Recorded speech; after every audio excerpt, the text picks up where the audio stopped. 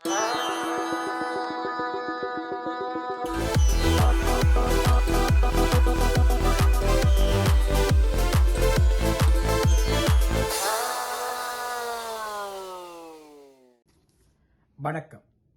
தடயத்தாரின் நம்மவர் நிகழ்வோடு இணைந்திருக்கின்றோம்.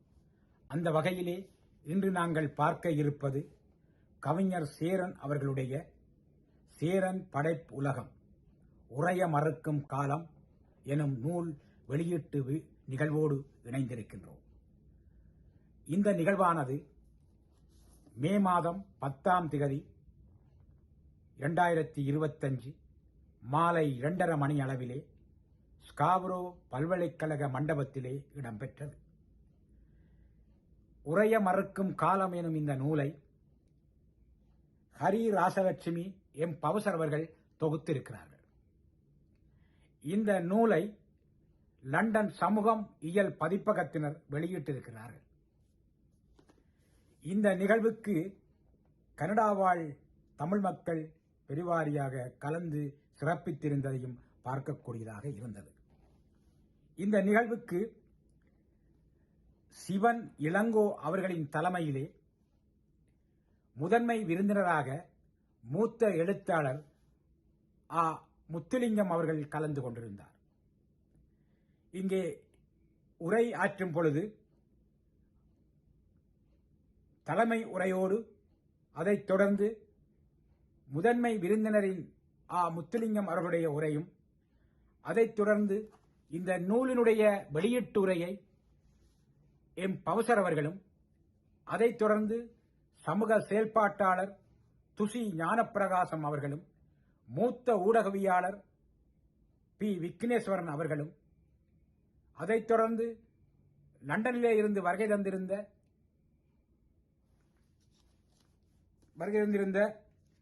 பால சபேசன் அவர்களும், அதைத் தொடர்ந்து கலாநிதி சித்தார்த்தன் மமனகுரு அவர்களும், அதைத் தொடர்ந்து நன்றி உரை அரசி விக்னேஸ்வரன் அவர்களும் உரையாற்றியிருந்தார்கள். இந்த நிகழ்வுகளை தொகுத்து தடயத்தார் நேர்களோடு பகிர்ந்து கொள்வதில் நாங்கள் பெரும் மகிழ்ச்சி அடைகிறோம்.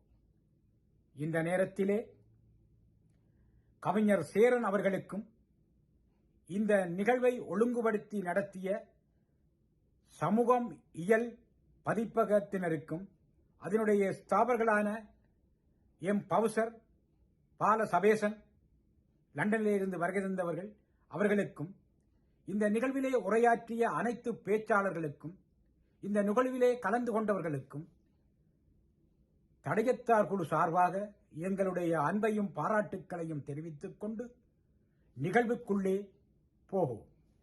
இந்த உறைய மறுக்கும் காலம் இந்த நூலை பெற விரும்புபவர்கள் சமூகம் இயல் பதிப்பகத்தினருடனும் எங்களோடும் தொடர்பு கொண்டால், தடயத்தாரோடு தொடர்பு கொண்டால் நாங்கள் அதுக்கான ஒழுங்குகளை உங்களுக்கு செய்து தருவோம் என்பதையும் கூறிக்கொண்டு இந்த நிகழ்வுக்குள்ளே செல்வோம். நன்றி.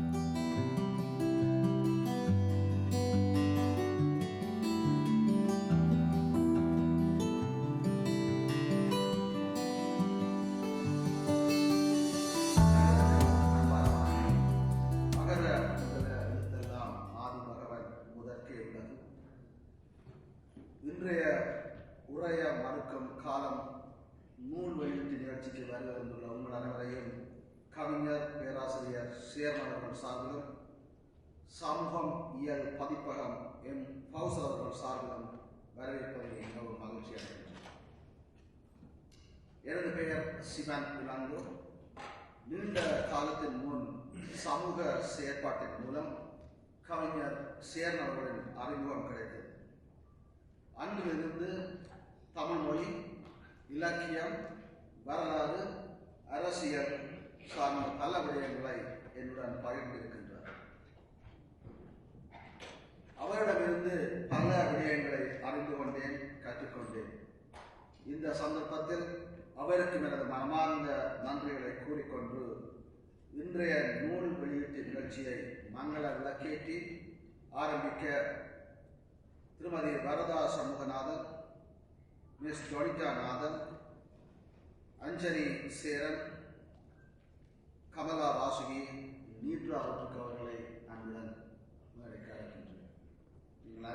வந்து இந்த மங்கள விளக்கை ஏற்றி ஆரம்பிக்குமாறு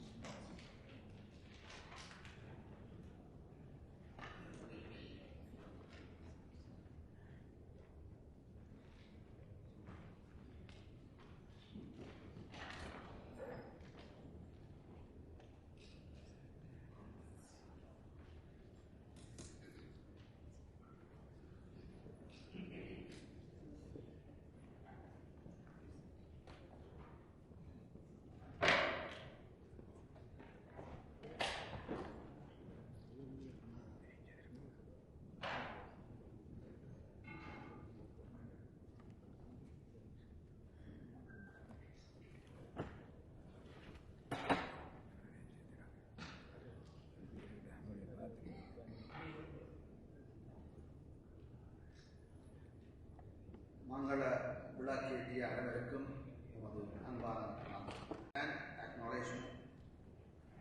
ஆமைத்தீவு என்று அழைக்கப்படுகின்ற வட அமெரிக்காவின் ஆதிபதிகளான புது கிரெடிட் ஆற்றின் மிசிசாகா, அஷ்னாபே, சிப்பவா, ஹீனோடோசோனி, வெந்தட் ஆகியோரின் மரபு வழி மண்ணில் கூடியிருக்கின்றோம். இன்றைய டொரண்டோ இப்பொழுதும் பல்வேறு தொழில்குடி மக்களின் வாழ்விடமாக அமைந்துள்ளது. இந்த மண்ணிலும் இந்த சமூகத்திலும் வாழ்வதற்கும் இயங்கவும் கிடைத்த வாய்ப்புக்காக நாங்கள் இந்த மண்ணின் ஆதிக்குடிகளுக்கு கடப்பாடு உடையவராக இருப்போம் என்ற உறுதியோடு இந்த மண்ணின் ஆதி குடிகளுக்கு உணர்வு தோழமையை தெரிவித்துக் கொண்டு இந்த நிகழ்ச்சியை தொடர்கிறோம்.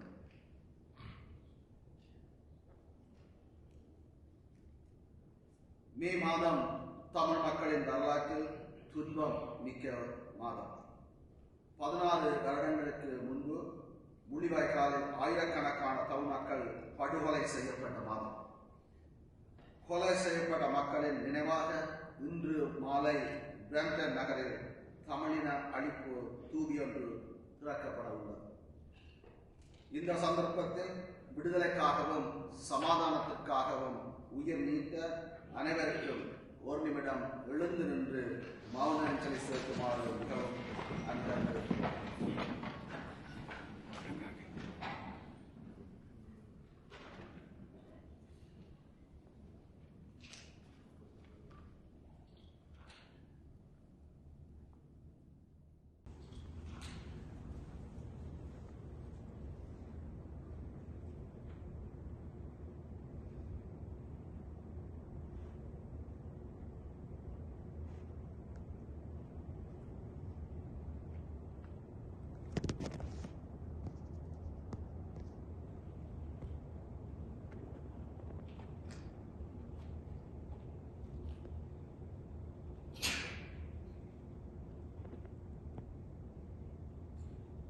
நன்றி.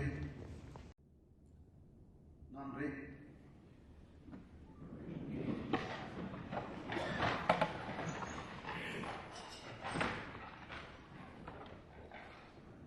டொரண்டோ பல்கலைக்கழகத்தில் தமிழ் இருக்கை நாங்கள் அமைத்து அது தற்போது செயற்பட்டுக் கொண்டிருப்பதை நீங்கள் நன்கு அறிவீர்கள். அந்த வகையில் இன்றைய நாள் இன்னும் ஒரு வகையில் முக்கியமான நாளாக நான் கருதுகின்றேன். இதே நாள் மே 10, 2018 நாம் டொரண்டோ பல்கலைக்கழகத்துடன் தமிழ் இருக்கையை அமைப்பதற்கான ஒப்பந்தத்தில் கையொப்பம் போட்டிருந்தோம். அந்த நிகழ்ச்சியில் இதே பல்கலைக்கழகத்தில் தான் இடம்பெற்றது. தமிழ்ச்சியாயின் நிறுவனத்தின் சார்பில் டாக்டர் ஜானகிராமனும் கனடிய தமிழர் பேரவையின் சார்பில் நானும் அந்த ஒப்பந்தத்தில் கையொப்பமிட்டிருந்தோம். இந்த தமிழிற்கை பிரச்சாரம் நிதி சேர்ப்பு முயற்சியில் பங்காற்றிய பலர் இங்கு இருக்கின்றீர்கள். அத்துடன் தமிழ் இருக்கையின் முதலாவது பேராசிரியர் இங்கு இருக்கின்றார். எல்லோருடன் இணைந்து இந்த நூல் வெளியீட்டு நிகழ்ச்சியை நடாத்துவதில் மிகவும் மகிழ்ச்சி அடைகின்றனர். 2019ஆம் ஆண்டு நடைபெற்ற கவிஞர் சேரன் அவர்களின் நூல் வெளியீட்டின் மூலம் கிடைத்த முழு நிதியும் டொரண்டோ பல்கலைக்கழகத்தில் தமிழ் இருக்கையை அமைப்பதற்கு ஆதரவாக வழங்கப்பட்டது என்பதையும் இந்த நேரத்தில் குறிப்பிட வேண்டும்.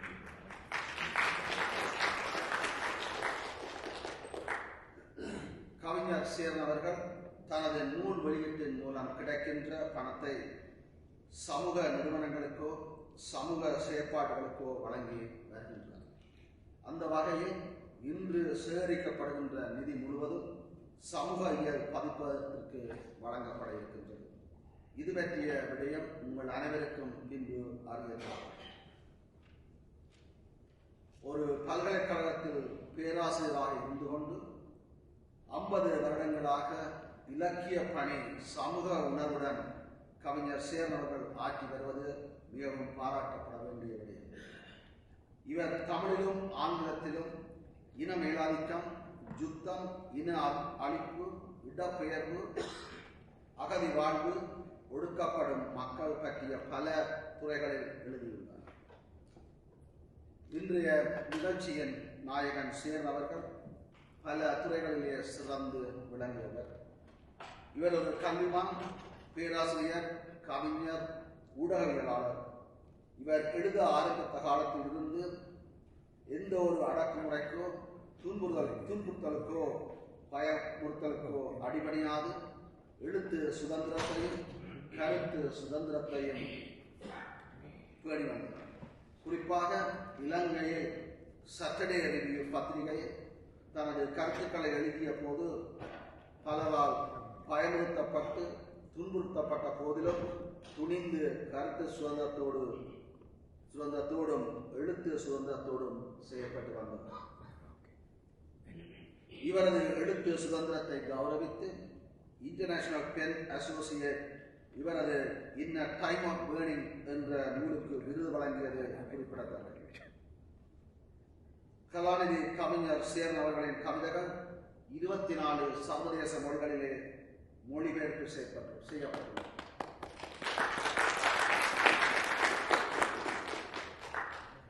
இன்றைய தமிழ் கவிஞர்களின் நூல்களில் மிகவும் அதிக அளவு மொழிகளில் மொழிபெயர்க்கப்பட்ட கவிதைகளில் ஒன்றாக கவிஞர் சேரன் அவர்களின் கவிதைகள் அமைகின்றன.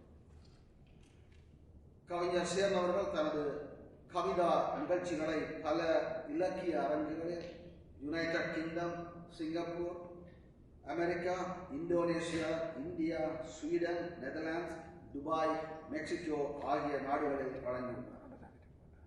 மேலும் இவரது ஆங்கில நாடகங்கள் Toronto, New York, Chicago, New Jersey, Singapore ஆகிய இடங்களில் தயாரித்து அரங்கேற்றப்பட்டுள்ளது. இத்தகைய சிறப்புகளை கொண்ட கவிஞர் சேரன் அவர்களின் இன்றைய நூல் வெளியீட்டு நிகழ்ச்சியை தலைமை தாங்கி நடத்துவதில் நான் மிகவும் மகிழ்ச்சி அடைகிறேன். இன்றைய நிகழ்ச்சிக்கு இன்னும் ஒரு சிறப்புடைய எழுத்தாளர் முதன்மை விருந்தினராக வருகை தந்துள்ளார். தோன்றின் புகழோடு தோன்றுக அகதில்லார் தோன்றலின் தோன்றாமை நன்று என்ற கூற்றுக்கு அமைய உலக புகழ் பெற்ற எழுத்தாளர் இன்றைய முதன்மை விருந்தினர் திரு முத்துலிங்கம் அவர்களை அடுத்து உரையாற்ற அன்புடன் அழைக்கின்றனர். என்னிடமிருந்து பெரிய பேச்சொன்று எதிர்பார்க்க வேண்டாம். கவிஞர் சேரன் என்னை சில நாட்களுக்கு முன் அழைத்து இந்த தொகுப்பை நீங்கள் தான் வெளியிட வேண்டும் என்று கேட்டார். அப்பொழுது நான் சொன்னேன், என்னை கேட்கிறீர்கள், எனக்கு பெரிய பங்கிற்குள்ள பெரிய ஆட்கள் இருக்கிறவர்கள் யாராவது இதை வந்து செய்தால் மதிப்பாக இருக்கும் அல்லவான்னு சொன்னேன். அவர் இல்லை, நீங்கள் தான் செய்ய வேண்டும் சொன்னார். நான் அடுத்த கேள்வி கேட்டேன், நான் பேச வேண்டுமா? இல்லை, நீங்கள் பேச தேவையில்லைன்னு சொன்னேன். அதனுடைய நான் பேச்சொன்றும் தயார் செய்யவில்லை. உங்களை அவ்வளவு சோதிக்க மாட்டேன். சில வார்த்தைகளை மாற்றம் சொல்லி அந்த புத்தகத்தை வெளியிடலாம்னு நினைக்கிறேன். எனக்கு ஒரு நண்பர் இருந்தார். அவர் ஆங்கிலத்திலும் சரி தமிழும் சரி அவர் புத்தகங்களை வாங்கி படித்தபடியே இருப்பார். அவரை நான் அறிமுகப்படுத்தும் போது சொன்னார், எழுத்தாளர் என்று அறிமுகப்படுத்த சொல்றார். நீங்கள் எத்தனை புத்தகங்கள் வெளியிருக்கிறீங்கன்னு கேட்பார். ஒரு புத்தகம் எழுதவில்லை.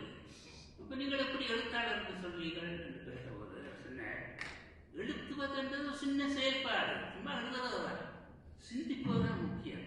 நான் சிந்திக்கிறேன், அதனுடைய நான் எழுத்தாளர். அப்ப அவர் என்ன சொன்னா, உண்மையில ஒரு புத்தகம் மட்டும் எழுதி வெளியிட வேணும் இல்லை, நீங்க சிந்திச்சாலே அது எழுத்தாளர் தான் என்றுதான் அவருடைய கருத்து. சங்க பாடல்களில் ஒரு பாடல் இருக்கு, நான் பாடணும்னு சொல்ல மாட்டேன், பேட்ட வேண்டாம். அணிலாடு முன்றில அணிலாடு முன்றில என்றவர் அவர் ஒரே ஒரு கவிதை எழுதியிருக்கிறார். அந்த கவிதை 2000 வருடங்களுக்கு முன்பு எழுதிய கவிதை, இன்றைக்கும் அது ஓடிக்கொண்டிருக்கு. அது என்ன சொன்னார் என்றால், இந்த முத்தத்தில் வந்து அணில் வந்து விளையாடுது, அந்த விளையாட்டை வழக்கமாக ஒருவர் ஒரு குதூகலத்துக்கு தான் சொல்றார். இவர் அதே விஷயத்தை ஒரு சோகமான சம்பவத்துக்கு உதாரணமாக காட்டுறார். முதலாக இந்த கவிதை ஒரே ஒரு கவிதை தான் எழுதினேன். அங்கே பாட்டில் எத்தனையோ பேர் எழுதியிருக்கு, இவர் ஒரே ஒரு கவிதை எழுதி 2000 வருடங்களாக இவரை பற்றி நாங்கள் பேசிக்கொண்டிருக்கிறோம். அப்போ என்ன சொல்லுவார் என்றால், நீங்கள் கணக்க புத்தகங்கள் இன்னும் ஒன்று ஒரு கவிதை இப்படி எழுதினாலே காணும். இளங்கோவடிகள் சிலப்பதிகாரம் எழுதினார், ஒரே ஒரு புத்தகம் தான். இந்த பிரான்சிஸ் ஸ்காட் என்றவர் ஒரு கவிஞர், எல்லாருக்கும் வேற தெரியும். ஒரே ஒரு கவிதை தான் எழுதினார். அந்த கவிதை தான் அமெரிக்காவின் நேஷனல் ஆந்தம். எல்லாரும் அதை பாடுகிறார்கள், ஒரே ஒரு கவிதை, வேறு ஒன்றும் எழுது. இப்போ புதுமைப்பித்தன் என்று சொன்னோன்னு எங்களுக்கு நினைவு வருவது கடவுளும் கந்தசாமி பிள்ளை. ஒரே ஒரு கதை தான். அவர் பல கதைகள் எழுதினாலும் எல்லாரும் கிடைக்கும் போது அந்த கதையை தான் சொல்லி அவரை அறிமுகப்படுத்துவார். இந்த கந்தசாமி பிள்ளை என்றவர் ஒரு ஒரு ரோட்டில் நின்று யோசிக்கிறார். அரே என்ன அடுத்த கையில் இருக்கு, இந்த இதை கோப்பி குடிச்சால் பஸ் இருக்கலாம், பஸ்ஸில் போனால் கோப்பி குடிக்கலாம், என்ன செய்யலாம்னு யோசிச்சு கொண்டிருப்பார். இதுதான் அந்த கதையின் தொடக்கம். அப்போ கடவுள் வார இந்த கதை எப்போவோ எழுதினது, ஆனால் இது இன்னும் ஒரு 500 வருடத்துக்கு இந்த கதை நிற்கும். அவ்வளவு அழகான விஷயமாக சொல்லியிருக்கிறேன். அந்த முதல் வரியிலேயே உங்களுக்கு தெரியுது. நல்ல கதை. மார்கரெட் மீச்சல் என்று கேள்விப்பட்டிருக்கீங்க. இவர் வந்து இந்த பெண் வந்து ஒரு நாள் ஒரு ஆக்சிடென்ட் வந்து கால் முறிஞ்சால் இவரை கட்டு போட்டு மருத்துவர் சொல்லிட்டார், இவர் கட்டிலாம் கிடந்து இருக்கணும், அசையக்கூடாது. அப்போ இவர் நல்ல ஒரு வாசகர்.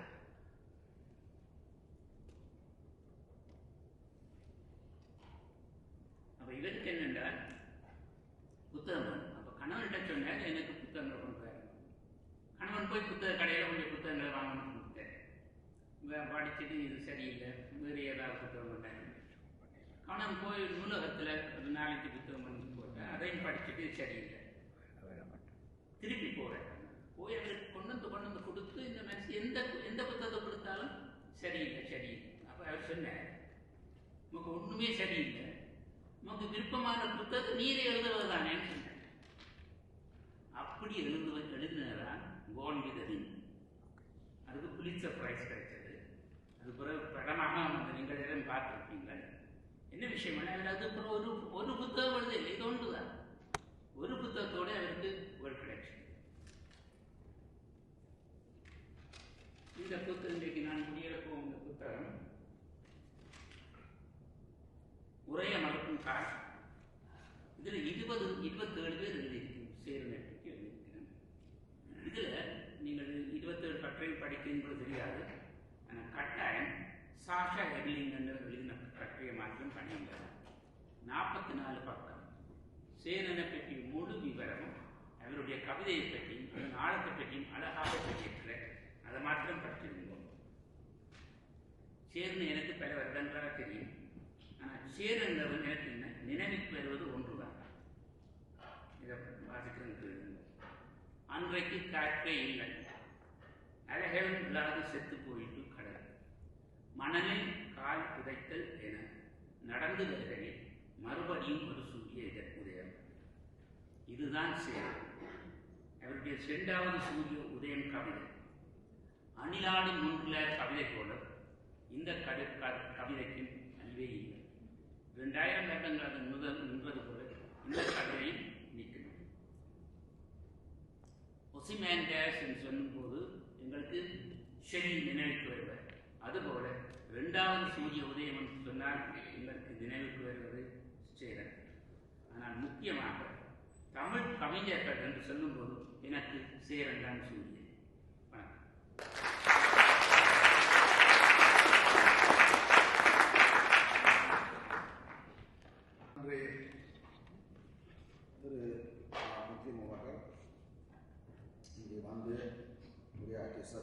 நன்றி. அடுத்ததாக உரையாற்ற சமூகவியல் பதிப்பகத்திலிருந்து என் ஃபவுசல் அவர்களை அன்புடன் அழைக்கிறேன்.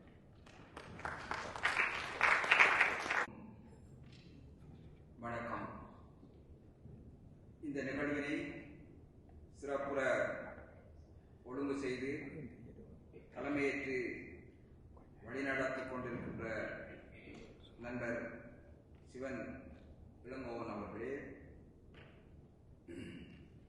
விசேட விருந்தினராக இங்கு வந்துள்ள நமது மூத்த முக்கிய எழுத்தாளர் முத்துலிங்கம் மற்றும் சக பேச்சாளர்களே,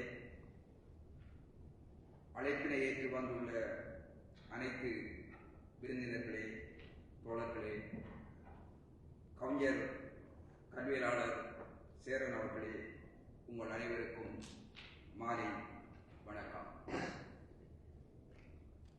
இன்று இந்த அரங்கில் நம்மில் ஒருவராக, நம் காலத்தின் குரலாக, அரை நூற்றாண்டுகளுக்கு மேலாக எழுதியும் பேசியும் சிந்தித்தும் பல தளங்களில் செயற்பட்டு வரும் ஒரு கவிஞன், மானுடவியல், சமூகவியல், அறிவியல், பண்பாட்டுத்துறை சார்ந்த அறிஞர் தான் நமது சேரன் அவர்கள்.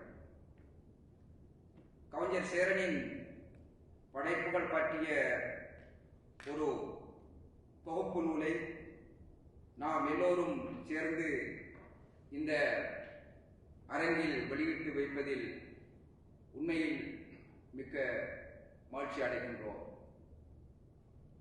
எங்களுடைய காலத்தில் தான் ஊழி நிகழ்ந்தது. ஆவிக்கூத்தில் நிலம் நடுங்கி, பேய் மழையில் உடல் பிளந்து, உள்ளும் வெளியும் தீமூல, இருளின் அலறல் குழந்தைகளை, மனிதர்களை வெள்ளம் இழுத்து வந்து தீயில் எரிக்கிறது. அகாலத்தில் கொலையுள்ளோம். சூழவர பார்த்திருந்தவர்களின் நிராதவர்களின் மீது ஒரு உயிரற்ற கடைக்கண் வீச்சை எறிந்துவிட்டு புகைந்து புகைந்து முயிலாக மேற்கிளம்பினோம். எல்லோரும் போய்விட்டோம், கதை சொல்ல யாரும் இல்லை. எல்லோரும் போய்விட்டோம், கதை சொல்ல யாரும் இல்லை. இப்பொழுது இருக்கிறது காயம்பட்ட ஒரு பெரும் நிலம். அதற்கு மேலாக பறந்து செல்ல எந்த பறவையாலும் முடியவில்லை, நாங்கள் திரும்பி வரும் வரை. இது நமது கவியின் ஊழி என்ற ஒரு கவிதையின் சில அடிகள். கவிஞர் சேரன் அவர்கள் ஒரு கவிஞராக மட்டும் இல்லை என்பது இன்னும் ஒரு பரிமாணமும் இன்னும் ஒரு முக்கியத்துவமானது. அவரது புலமை சார்ந்த தேடல் இலங்கையின் நீண்ட சமூக அரசியல் வரலாற்றின் ஒரு ஆழமான அறிவூடுவராக அவரை வரலாற்றில் மேம்படுத்தி நிற்கிறது. சிலர் படைப்பாளிகளாக இருப்பார்கள் அல்லது கல்வியலாளராக இருப்பார்கள். அவர்களிடம் ஒரு பல்துறை சார்ந்த வாசிப்போ தேடலோ இருப்பதில்லை. சேரன் ஆழமான தேடலும் பரந்துபட்ட வாசிப்பும் பல்முறை சார்ந்த புலவத்துவ மிக்கவர். இலங்கையின் இனமேலாதிக்கம், யுத்தம், இன அழிப்பு, இடப்பெயர்வு, அகதி வாழ்வு, ஒடுக்கப்படும் மக்கள் பற்றி ஏராளமான பிரதிகளை தமிழில் மட்டுமல்ல சர்வதேச ரீதியாகவும் எழுதியவர், எழுதி வருபவர். நம் எல்லோருக்கும் தெரியும், ஈழத்தமிழ் சூழலில் 1970 தொடக்கம் 2020 கிட்டத்தட்ட 50 வருடம் கவிதை நமக்கு ஒரு ஆயுதமாக இருந்துள்ளது. இது தமிழில் யாருக்கும் முன்னுதாரணம் இல்லாத வகைபாகமாகும். அந்த வரலாற்றில் நம் கவி சேரனுக்கும் ஒரு காத்திரமான இடமும் பங்களிப்பும் உள்ளதை யாரும் மறுப்பதற்கும் இல்லை. அதே போல்தான் ஈழத்தமிழ் சூழலில் வெளிவந்த பெண் கவிதைகளும் கவிஞர்களும் மாவர். நவீன பெண் கவிதையின் உள்ளடக்கத்திற்கும் மொழி பிரயோகத்திற்கும் வெளிப்பாட்டு முறைக்கும் நமது ஈழ தமிழ் கவிதை மிக முக்கியமான பங்களிப்பை வழங்கியுள்ளது. 72களில் எழுதத் தொடங்கிய சேரன் 1985களில் அவரது பன்முகமான பங்களிப்பு, 1995க்கு பின்னான அவரது அகடமிக் எழுத்து ஆய்வு பங்களிப்பு என்பது நமக்கு முக்கியமானது. இதிலும் மிக முக்கியமானது நியாயத்தின் பக்கமும் நியாயமான படைப்பாளிகளாகவும் ஒரு அறிஞனாகவும் ஒருவன் இருப்பது என்பதுதான். இது வரலாற்றில் இந்த இந்த பாத்திரத்தை வைக்கின்ற தன்மை பலருக்கு வாய்த்து விடுவதில்லை. சேரனின் யுத்தம் பற்றிய மிக சுருக்கமான அறிமுகம் என்ற சிறு கவிதை ஒன்று இருக்கின்றது. நீங்கள் ஒடுக்கப்பட்டவர்களானால் அது கண்ணீரின் குருதி. நீங்கள் ஒடுக்கப்பட்டவர்களானால் அது கண்ணீரின் குருதி.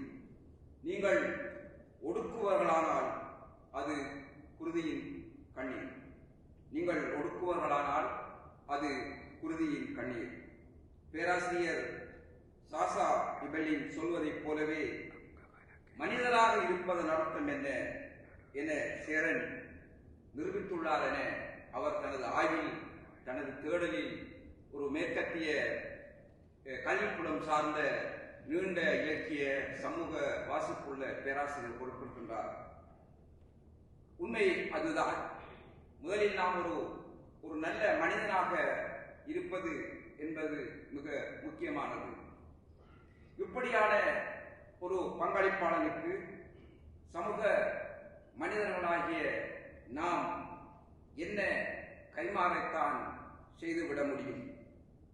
ஒரு மணி விழா, பொன் விழாவை நடத்தலாமா? மலர் மாலைகளையும் பொன்னாடைகளையும் போர்த்தலாமா? சேரன் அதனை ஒருபோதும் விரும்பார் என்பது மட்டுமல்ல, அப்படியான ஒரு இடத்துக்கு கூட அவர் வரமாட்டார். நம்மால் செய்ய முடிந்தது சமூகம், அறிவுச்சூழலுக்கு பங்களிக்கத்தக்க இப்படியான தொகுப்புகளை கொண்டு வருவதுதான். உங்கள் எல்லோரினதும் பிரதிநிதித்துவமாகவே நாம் இந்த பணியை இங்கு செய்துள்ளோம். சேரன் அவர்களின் பங்களிப்பினை மதிக்கவும் கௌரவிக்கவுமாக நாம் அனைவரும் இந்த அரங்கில் இப்பொழுது ஒரு சிறு கரவாசம் செய்து அவரை வாழ்த்துவோம்.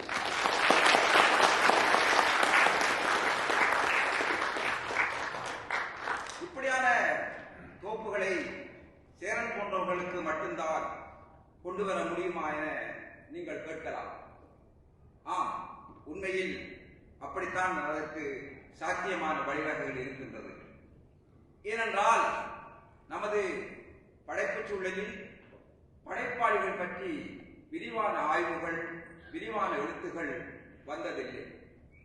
சேரன் இப்படியான ஒரு தொகுதிக்கு உரிமையாக ஆகுகிறார் என்பது அவரை பற்றி மிக அதிகமாக எழுதப்பட்ட அவருடைய படைப்புகள், அவருடைய எழுத்துக்களை பற்றி தமிழிலும் ஆங்கிலத்திலும் மலையாளத்திலும் மிக அதிகமாக எழுதப்பட்ட எங்களுடைய படைப்பாளிகளில் ஒருவராக அவர் இருக்கின்றார் என்பதுதான்.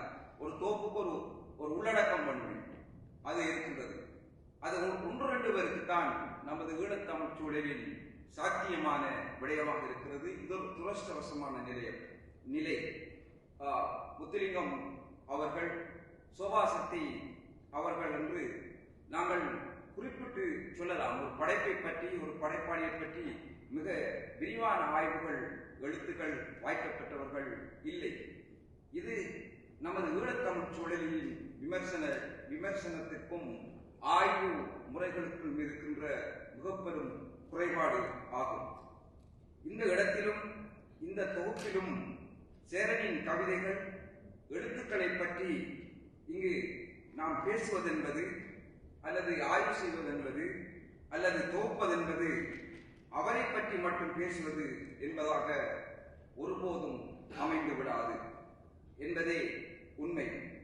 ஒரு காலகட்டத்தின், குறிப்பாக காலனித்துக்கு பிந்திய இலங்கையின் சமூக அரசியல் பண்பாட்டு வரலாற்றை, இலங்கையில் நிலவிய முரணை, இலங்கையின் சமூக அரசியல் பாடுகளை, அவற்றின் எல்லா கூறுகளையும் இலக்கியத்தின் வழியாகவும் சமூக அறிவு சட்டத்தின் வழியாகவும் மதிப்பிடுவதுடன் அக்காலகட்டத்தில் எழுதிய பல்வேறு படைப்பாளர்களையும் பங்காளிப்பாளர்களையும் பற்றி பேசுவதுதான் இப்படியான தொகுப்புகளை செய்வதனுடைய நோக்கம். ஒவ்வொரு கவிதைகள், ஒவ்வொரு விடயங்களையும் வருகின்ற போது இங்கு எழுதுபவர்கள் சேரனை மட்டும் பேசவில்லை.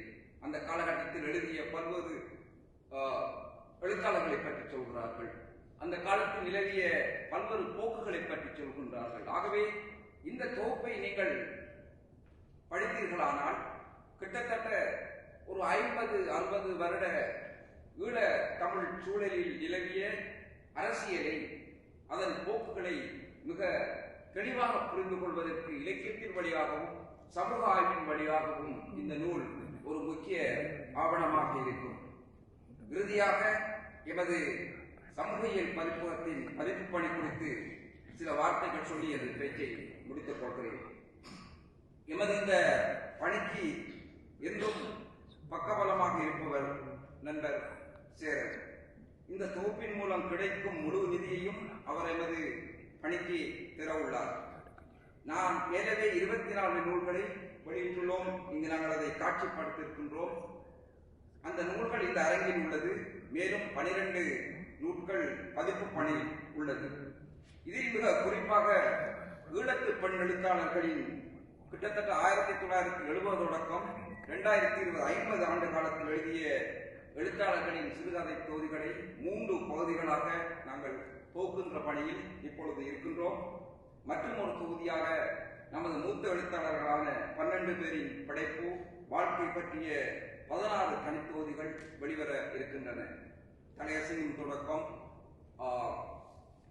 வானானா ராசரத்னம் வரை. உங்களுக்கு தெரியும், இப்படியான பணி என்பது பெருமளவு உழைப்பினை கோரும் வேலையாகும். இந்த முயற்சிகளுக்கு நாம் எல்லோரும் சேர்ந்துதான் பங்களிப்பு செய்ய முடியும். இறுதியாக நம் கவி சேரனின் ஒரு கவிதை. பார்சிலோனாவில் ஒரு சிறிய அழகிய புத்தக நிலையம்.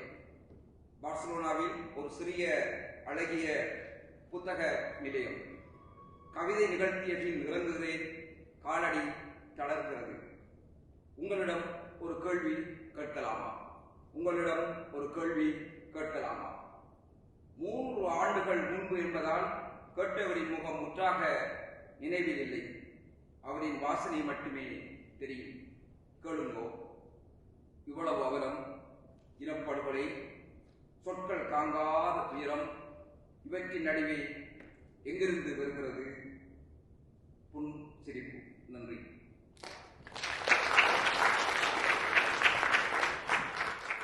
நன்றி சார். அடுத்ததாக சிறப்பு பிரதிகள் வழங்கப்பட இருக்கின்றன. கவிஞர் சேரன் அவர்களின் 50 வருட இலக்கிய பணியில் மேற்கொண்ட சிலரை மேடைக்கு அழைக்க இருக்கின்றேன். அவற்றை வழங்குவதற்காக கலைஞர் சேர்மன் அவர்களையும்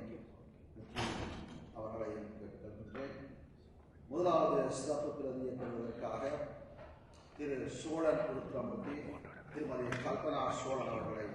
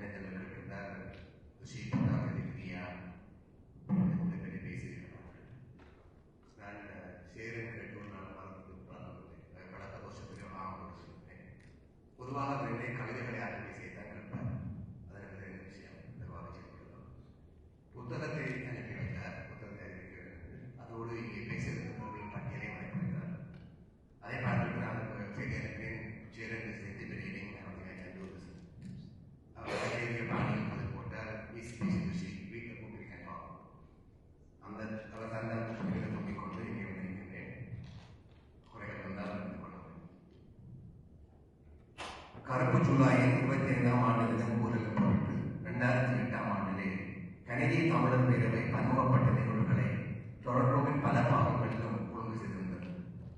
அதன் ஒரு அங்கமாக சேரனின் பட்டித்துறையின் புரொஃபசர் ஆங்கில நாடகம் பல காட்சிகளாக டொரண்டோவின் விஸ்லரி ஹிஸ்டாரிக் டிஸ்ட்ரிக்டில் அமைந்துள்ள Young Centre for Performing Arts அரங்கிலே வெளியிடப்பட்டது. அந்த நாடகத்தை புகழி அரங்கக்குழு சார்பாக நான் நிறைய அந்த நிகழ்வுகளின் நோக்கம் தமிழ் இளையோருக்கும் தமிழர் அல்லாதவர்களுக்கும் இலங்கை தீவிலே தமிழ் மக்களுக்கு எதிராக அளிக்கப்பட்ட வன்முறைகள் பற்றியும் இன அழிப்பு பற்றியும் எடுத்துரைப்பதே என்பதால் ஒவ்வொரு மேடையேற்றத்தின் முடிவிலும் பார்வையாளர்களுடனான ஒரு கலந்துரையாடலையும் ஒழுங்கு செய்திருந்தோம். ஒரு மேடையேற்றத்தின் முடிவிலே தமிழர் அல்லாத ஒரு பெண்மணி தான் யாழ் ஊழல் எரிப்பு பற்றி அறிந்திருந்ததாகவும் ஆனால் நாடகத்தில் பேசப்பட்ட வேறு எந்த நிகழ்வுகள் பற்றியும் அறிந்திருக்கவில்லை என்றும் கூறி அந்த நிகழ்வுகள் எல்லாம் முறையாக ஆவணப்படுத்தப்பட்டிருக்கின்றனவா என கேட்டார். அதற்கு பதிலளித்த சேரன் ஈழத்தமிழரின் விடுதலை போராட்ட வரலாற்றில் இடம்பெற்ற அனைத்து முக்கிய நிகழ்வுகளையும் நான் எனது கவிதைகளூடாக பதிவு செய்து ஆவணப்படுத்தியிருக்கிறேன் என்று கூறினார். அந்த பதில் என்னை வியப்பதாக்கியது. ஒரு மாணவியல் பேராசிரியர் இன அடிப்படையிலான ஒடுக்குமுறைகள் பற்றியும் இன அழிப்புகள் பற்றியும் பல்கலைக்கழகத்திலே பாடத்திட்டம் அமைப்பதிலும் விடுமுறையாற்றுவதிலும் ஆய்வுக் கட்டுரைகளை வெளியிடுவதிலும் ஈடுபட்டிருக்கின்ற ஒரு அறிகுறி சட்டடே ரிவ்யூடாகவும் சரணிகூடாகவும் யுத்தகால உலகினராக விளங்கிய ஒரு செயற்பாட்டாளர் தான் பிடிப்படைந்திருந்த தனது வாழ்வை நிழலாக தொடர்ந்திருந்த ஒரு சமகால போராட்டத்தை பதிவு செய்ய தான் தேர்ந்த முக்கியமான கருவி தனது கவிதைகள் என சொல்வதே எனது வியப்புக்கு காரணம். உருத்திரமூர்த்தி என்ற சேரன் என்ற மனிதருக்கு பல முகங்கள் இருந்தாலும் தனது முக்கிய முகமாக அவர் கருதுவதும் வரித்துக் கொள்வதும் கவிஞர் என்ற முகமே என நான் உணர்ந்து கொண்ட தருணம் அது. அந்த வகையிலே ஹரி ராஜலட்சுமியும் எம் ஃபாஸ்டரும் தொகுத்திருக்கும் உரைய மறக்கும் காலம் என்ற இந்த நூல் கவிஞர் சேரனை முன்னிறுத்தி வெளிவந்திருப்பது மிகவும் பொருத்தமானது. இந்த கனதியான பணியை முன்னெடுத்து நிறைவேற்றிய தொகுப்பாளர்களுக்கும் வெளியிட்ட சமூகம் பதிப்பகத்தினருக்கும் வாழ்த்தும் நன்றி. வடக்கு நேற்று நாடகம் 81ஆம் ஆண்டு முதல் 83ஆம் ஆண்டு கிடைத்த காலத்தில் நிகழ்ந்த பல கோர நிகழ்வுகளை நினைவு கொள்வது. அந்த நினைவுகளை முழுக்க சேரன் அந்தந்த காலகட்டத்தில் எழுதப்பட்ட கவிதைகளையும் சிறுகதைகளின் பகுதிகளையுமே பயன்படுத்தினார். அந்த நாடகத்தை முழுமையாக ஒரு நாடகத்திற்கான உரையாடலை கொண்டு ஒரு பரவலாக ஆக்காமல் கவிதைகளையும் சிறுகதைகளையும் செய்து உருவாக்கிய காரணம் காரணத்தை நான் அவரிடம் கேட்டிருக்கிறேன். அதுக்கு பதிலாக அந்தந்த காலகட்டத்திலே அந்தந்த நிகழ்வுகள் ஏற்படுத்திய அஞ்சலுக்கு எதிர்வினையாக அது ஏற்படுத்திய காயங்களுக்கான கைமருந்தாக எழுதப்பட்ட கவிதைகளின் வீச்சையும் அதிர்வையும் காலம் கடந்து அப்படித்தான் முயற்சித்து எழுதினாலும் இப்போது கொண்டு வர முடியாது என்று பொருள்பட பதிலிருந்தார். காலத்தையும் வரலாற்றையும் நேர்மையாக பதிவு செய்ய கதையும் கவிதையும் பொருத்தமான கவிகளே என்ற அவரின் நம்பிக்கையை இந்த பதிவிலும் காணலாம். மேலும் நிலைப்படுத்திலும் புதைந்திருக்கிறது என்ற சீரனின் கருத்தும் இதற்கு காரணமாக இருந்திருக்கும் என்பது எனது எண்ணம். வரலாற்றை பதிவு செய்யும் இந்த பணியை சேரன் இன்று வரை தொடர்ந்து வருகிறார். இந்த உண்மையை அவருடைய காடாட்சி காஞ்சி போன்ற தொகுதிகளை படித்தவர்கள் ஒப்புக்கொள்வார்கள். 2009 புகழி அரங்கு குழுவால் தொடர்பு பல்கலைக்கழகத்தில் ராபர்ட் ஹில் அரங்கிலே வெளியிடப்பட்ட சேரனின் இன்னொரு நாடகமான நாட் பை ஆர் சியர்ஸ் என்ற நாடகத்தில் இடம்பெறும் வேர்ல்ட் ஸ்ட்ரீட் என்ற கவிதையிலே முள்ளிவாய்க்கான பேரவலங்களையும் உலக நாடுகளின் இரண்டகத்தையும் வெளிச்சமிட்டு காட்டியிருப்பார். அந்த கவிதையிலே மயக்கமிருந்திலேயே அங்கங்கள் அறுத்து சிகிச்சைக்குட்படுத்தப்பட்டு இறந்த ஒரு 2 வயது குழந்தையை பற்றி கூறியிருப்பார். அந்த கவிதை மிக இல்லை, அது ஒரு உண்மை நிகழ்வின் பதிவு என்பதை இந்த தொகுப்பிலே இடம்பெற்றுள்ள அவர்ண அக்கையுடனான சேரன் நேர்காணலை படித்தால் புரிந்து கொள்ளலாம்.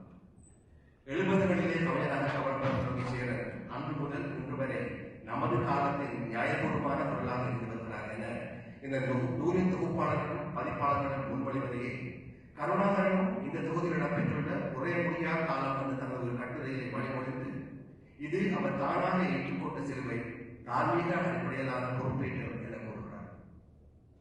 இந்த பொறுப்பை சேரன் மிகவும் சிரத்தையுடன் ஏற்றுக்கொள்ளார் என்பதற்கு சாட்சியாக தனக்கு வாய்ப்பு கிடைத்த போதெல்லாம் இதே காலத்தின் குரலாக விளங்கிய தனது சமகால கவிஞர்கள் மீதும் சேரன் தன் மீது பாய்ச்சப்பட்டோடியை திரைக்கவிட முயற்சித்து வந்துள்ளார் என்ற உண்மையை எடுத்துக்காட்டலாம். வடிவத்துறை நாடகத்திலே ஊர்வசீனதும் பசில் பெர்னாண்டோவினதும் கவிதைகளோடு ரஞ்சகுமாரன் கோசலை சிறுகதையின் ஒரு பகுதியை குறைத்துக் கொண்டார்.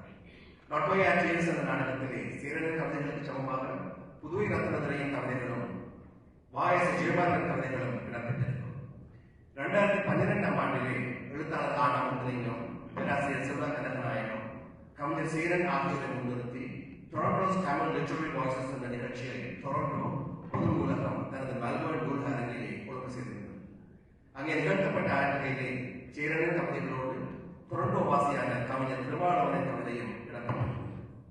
வின்சென்ட் பல்கலைக்கழகத்திலே தான் கற்பிக்கும் இனப்படுகொலை குறித்த பாடத்திட்டத்தில் தனது கவிதைகளோடு ஜீன் அரசநாயகத்தின் கவிதைகளையும் பெஞ்சமின் டேக்ஸ் பிரின்சிபால் ஆகியோரின் வன்னி சித்திர நாவலையும் சேர்த்துள்ளதாக அபர்ண ஹாக்கையுடனான அவரது நேர்காணலில் இருந்து அறிய முடிகிறது. 2008 டொரண்டோ பல்கலைக்கழகத்தில் இடம்பெற்ற தமிழியல் மாநாட்டிலே சோலைக்கிளியின் கவிதைகள் பற்றிய ஆய்வொன்றை சேரன் சமைத்திருந்தார். அதே அரங்கிலே சேரன், ஜெயபாலன், புதுவை ரத்னதன் ஆகியோரின் கவிதைகள் பற்றிய ஒரு ஒப்பீட்டு ஆய்வை சிறுதாகரன் ஆய்வு எழுதியிருந்தார். எல்லோரும் உங்கள் கவிதைகளை ஆய்வு செய்து கொண்டிருக்க நீங்கள் ஆய்வு செய்வதற்காக சோலைக்கிளியை தேர்ந்தெடுத்த காரணம் என்ன என அவர்கள் நான் வினவிய போது சோலைக்கிளி நமது காலத்தில் மிக முக்கியமான குரல், ஆனால் அந்த முக்கியத்துவத்துக்கு உரிய கவனம் அவருக்கு இன்னமும் கிடைக்கவில்லை என்பது என் ஆதங்கம் என சேரன் கூறியது நினைவில் இருக்கிறது.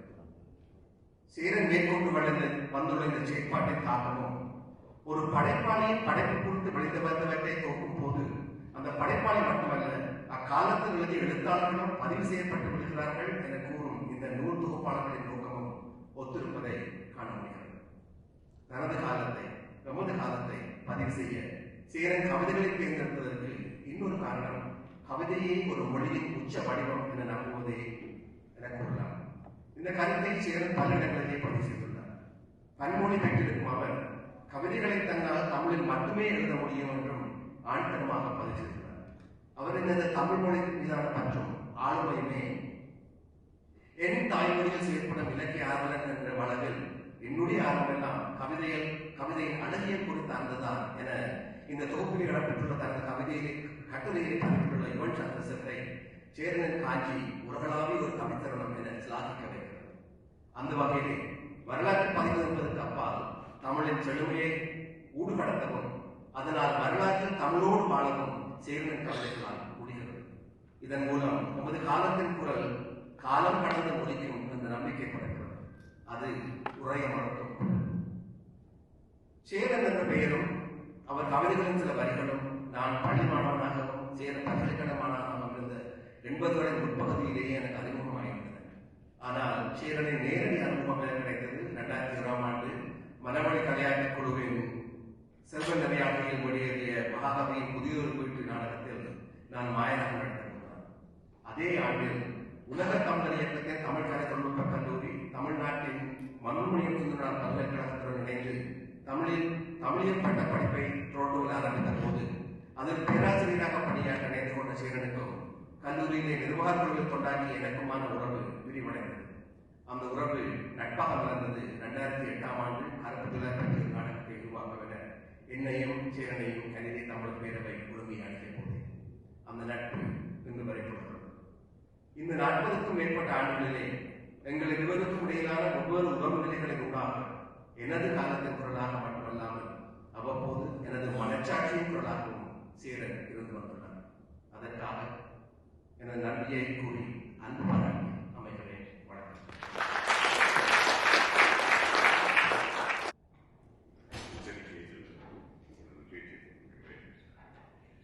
கவிஞர் சேரனின் கவிதைகள் பற்றிய கட்டுரைகள் அடங்கிய உரைய மறக்கும் காலம் நூல் வெளியிட்டு வந்திருக்கும் உங்கள் அனைவருக்கும் எனது வணக்கம்.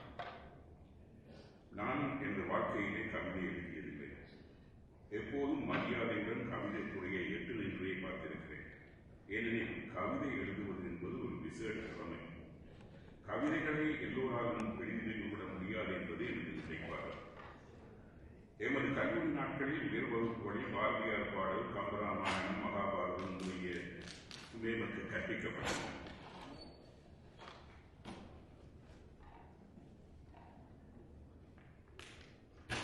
கம்பராமாயண பாடல்களை ஆசிரியர் பதம் பிரித்து பொருள் சொல்லி விளங்கப்படுத்துகின்ற போது அத்தகைய பாடல்களை இயற்றுவதை நம்மால் கற்பனை கூட செய்து பார்க்க முடியாது என்ற எண்ணமே எனக்கு ஏற்பட்டது. பாரதியார் பாடல்களை படிக்கும் போது மிகுந்த மகிழ்ச்சி உண்டாகும். மிகவும் இலகுவாக அனைவரும் விளங்கிக் கொள்ளக்கூடிய வகையிலே இருந்த பாடல்களை பாடமாக்கி அவற்றின் மொழிநடை சார்ந்த உணர்வு என்ற வெளிப்படுமாறு மேடைகளில் ஆற்றுவது நாம் விரும்பி மேற்கொள்ளும் செயலாக இருந்தது. பாரதியாரை ஈழத்தமிழர்கள் கொண்டாடினார்கள் என்றே நான் கருதுகிறேன். எனது இளமை காலத்திலே பல ஊர்களிலும் பாடசாலைகளிலும் பாரதி விழா கொண்டாடுவது நமது கலாச்சாரமாக இருந்தது. பாரதியாருக்கு பின்னர் எல்லோருக்கும் புரியும் வகையில் மொழியின் செழுமை தெரியும் வகையில் இலகுவான தாளகதியில் பாடல்களை தமிழில் பல கவிஞர்கள் எழுதினார்கள். பாரதிதாசன், சுரதா, கண்ணதாசன் இவர்கள் மட்டுமல்ல, தமிழ்நாட்டில் கவிஞர்கள் பலரும் இலகுவில் ரசிக்கக்கூடிய கவிதைகளை பாடக்கூடியதாக இருந்ததை நான் 60களில் பார்த்தும் கேட்டும் வியந்திருக்கிறேன். பொங்கல் நாளன்று திருச்சி வானொலியில் நேரடியாக ஒலிபரப்பாகும் கவியரங்கங்கள் நான் உட்பட பல யாழ்ப்பாண மக்கள் மிகவும் ரசித்த நிகழ்ச்சியாக. யாழ்ப்பாணத்தில் கல்லூரிகள் மற்றும் ஊர் மன்றங்களில் நடக்கும் விழாக்களில் கவியரங்கம் ஒரு முக்கியமான நிகழ்ச்சியாக இருந்தது. காரை சுந்தரம் பிள்ளை, கவிஞர் கந்தவனம், கனக செந்திநாதன், அம்பிகை பாகன், சச்சிதானந்தம், பார்வதி ஞானசிவம் என்று பல கவிஞர்கள் கவியரங்கில் கதாநாயகராக இருந்தார்கள். நான் கேட்ட பார்த்த அந்த கவியரங்களுக்கு பின்னர் போர்க்காலத்திலே கவிஞர் புதுவை ரத்தினதுரை அவர்களது தலைமையிலே போராளி தமிழ் கவிஞர்கள் உணர்ச்சி மிக்க கவியரங்குகளை கேட்டிருக்கிறேன், வீடியோவில் பார்த்திருக்கிறேன். எனது காலத்து மூத்த கவிஞர்களான மகாகவி, முருகையன் போன்றோரது கவிதைகள் சிலவற்றை படித்து அவர்களை பற்றி கேள்விப்பட்ட போதிலும் நேரில் பார்க்கும் வாய்ப்பு எனக்கு கிடைக்கிறது. அப்போது பின்னர் நான் ஒலிபரப்பில் இணைந்து எனது இலக்கியம், எமது நாடகம், எமது படைப்புகள், படைப்பாளிகள், கலைஞர்கள் என்ற எண்ணம் ஆழமாக வேரூன்ற தொடங்கிய காலகட்டமாகிய 70களில் மகாகவி அவர்களை நேரில் பார்க்கும் சந்தர்ப்பம் கிடைத்தது. ஒலிபரப்பு கூட்டத்தாவனத்திலே அவர்களை ஊன்றி கவனிக்கும் வாய்ப்பும் கிடைத்தது. அவரது கவிதைகளையும் குறிப்பாக கவிதை நாடகங்களையும் ஈழத்தமிழர்களுக்கேயான கவிதை வடிவங்களாக திறனாய்வாளர்கள் கருதினார்கள். யாழ்ப்பாண சொல்லாடலுடன் கூடிய அவரது கவிதைதான் கவிதை நடை கவிதை துறைக்கும் நாடகத்துறைக்கும் புதிய பரிமாணத்தை கொடுத்தது. அத்தகைய பெருமை மீது கவிஞரான மகாகவியின் மகன் கவிஞர் சேரன் அவரது படைப்புகளை கொண்டாடும் இன்றைய நிகழ்ச்சியில் எனக்கு உரையாற்ற கிடைத்தமையே ஒரு அரிய சந்தர்ப்பமாக கவிஞர் சேரனை நான் இலங்கையிலே மிக அரிதாக ஓரிரு சந்தர்ப்பங்களில் நேரில் சந்தித்திருக்கிறேன் என்றாலும் 90களின் ஆரம்பத்திலிருந்து டொரண்டோவில் தான் அவருடன் நேரடியாக பழகும் வாய்ப்பு கிடைத்தது. சேரனின் மேடை பேச்சுகளை கேட்கும் போது, அவருடன் உரையாடும் போதும் இவர் மிகச் சரியாக பேசுகிறார் என்ற எண்ணம் கேட்பவர்களுக்கு ஏற்படும். பேசுபவற்றை ஆழமாக ஆய்ந்து நிதானமாக பேசும் பாங்கு அவருடையது. சேரனுக்கு மிக காத்திரமான பல்வேறு அடையாளங்கள் இருந்தாலும் கவிஞர் சேரன் என்பது அவரது பிரதான அடையாளம்.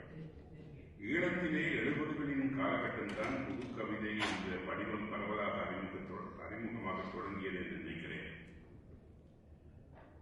புதுக்கவிதைகள் எழுதுவதில் தமிழ்நாட்டிலும் இலங்கையிலும் பல கவிஞர்கள் ஆர்வமாக ஈடுபடத் தொடங்கினார்கள். ஈழத்திலே நிலவிய அரசியல் சமூக யுத்த சூழல்கள் பல கவிஞர்களை உருவாக்கின. அந்த காலகட்டத்தில் தான் சேரனும் கவிஞராக அறிமுகமாகிறார். ஏறக்குறைய சேரனின் காலகட்டத்தைச் சேர்ந்த ஈழக் கவிதை பரப்பிலே அறியப்பட்ட கவிஞர்களான ஜெயபாலன், மறைந்துவிட்ட கவிஞர்களான திருமாவளவன், சிவகின் ஆகியோரை எனக்கு ஓரளவு அவர்களை எனக்கு தெரியும், எனக்கு அறிமுகமாகிறார்கள். நான் சேரனை ஒரு புது கவிதை எழுத்தாளர் என்று எண்ணியிருந்தேன். நான் கவிதைத்துறையை விமர்சிக்கும் அளவுக்கு அத்துறை பற்றி ஆழ்ந்த அறிவு கொண்டவன் அல்ல. எனினும் ஊடகத்துறையைச் சேர்ந்தவர்கள் அவர்களுக்கு ஆர்வம் இருக்கின்றதோ இல்லையோ, சமூகத்தில் நடக்கும் சகல விடயங்கள் பற்றியும் ஓரளவுக்காவது அறிந்து வைத்திருக்க வேண்டும் என்று நமக்கு வலியுறுத்தப்பட்டதன் காரணமாக நான் கவிதைத்துறை பற்றியும் மேலோட்டமாக அறிந்துவிட்டே இங்கு குறிப்பிடுகிறேன்.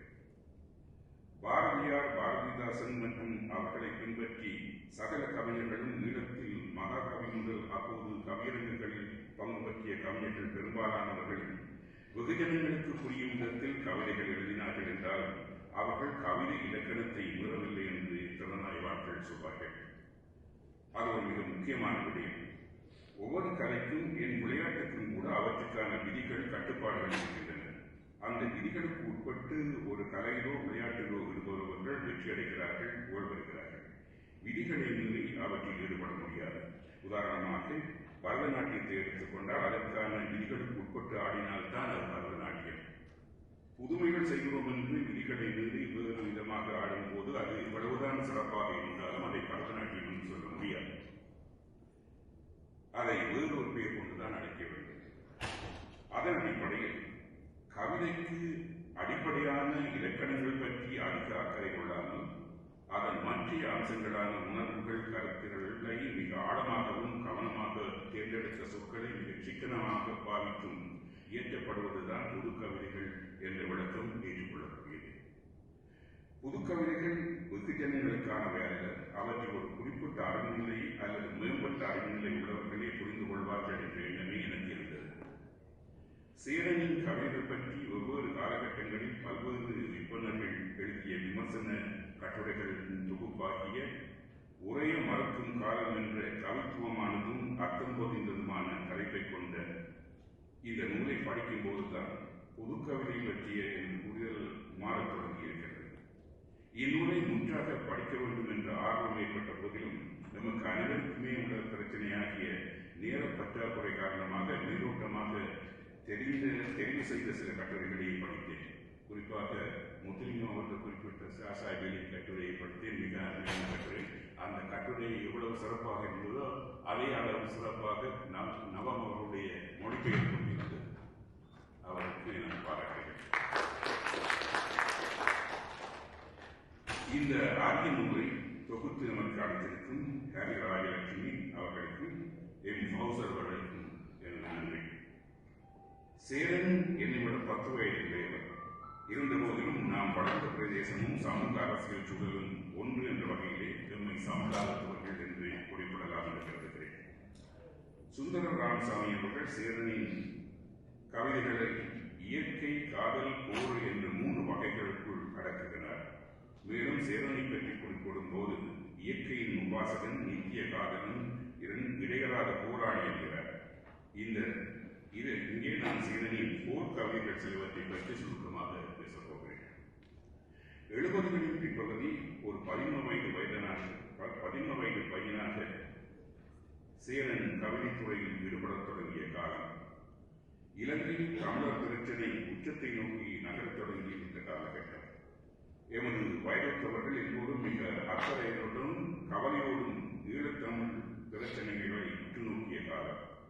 1971ஆம் ஆண்டு அறிமுகம் செய்யப்பட்ட கல்வியில் தரப்படுத்தும் நடவடிக்கை, 74ஆம் ஆண்டு யாழ்ப்பாணத்தில் நடைபெற்ற தமிழராட்சி மாநாட்டு படுகொலைகள், 1976ஆம் ஆண்டு தமிழ் கட்சிகள் இணைந்து தமிழீழ கோரிக்கையை முன்வைத்த பட்டுக்கோட்டை தீர்மானம், 1977ஆம் ஆண்டு நடைபெற்ற பாராளுமன்ற தேர்தலில் தமிழீழ கோரிக்கையை முன்வைத்து தமிழர்களின் ஆணையை பெற்று தமிழர் விடுதலை கூட்டணி எதிர்க்கட்சி அந்தஸ்தை பெற்றமை, இவற்றின் பின்னணியில் தமிழிளைஞர்கள் ஆயுத போராட்டத்தை நோக்கி சென்றமை, 1977ஆம் ஆண்டு நடைமுறைக்கு கொண்டு வரப்பட்ட பயங்கரவாத தடை சட்டம், 1983ஆம் ஆண்டு இலங்கையின் தென்பகுதியில் இடம்பெற்ற தமிழின படுகொலை போன்ற சம்பவங்களால் ஈழத்தமிழர்களின் அரசியல் மற்றும் உரிமை போராட்டம் ஊன்றி தள்ளப்பட்ட காலம்தான் சேரன் உலகை, இலங்கை அரசியலை, சமூகத்தை உற்று நோக்கி தன் உணர்வுகள், கருத்துக்களை கவிதைகளாக வெளியிடத் தொடங்கிய காலம். பாதிக்கப்பட்ட சமூகத்தைச் சேர்ந்த இளைஞன் என்ற வகையிலே அவரது கவிதைகள் மிகவும் உணர்வுபூர்வமாக இருந்தன.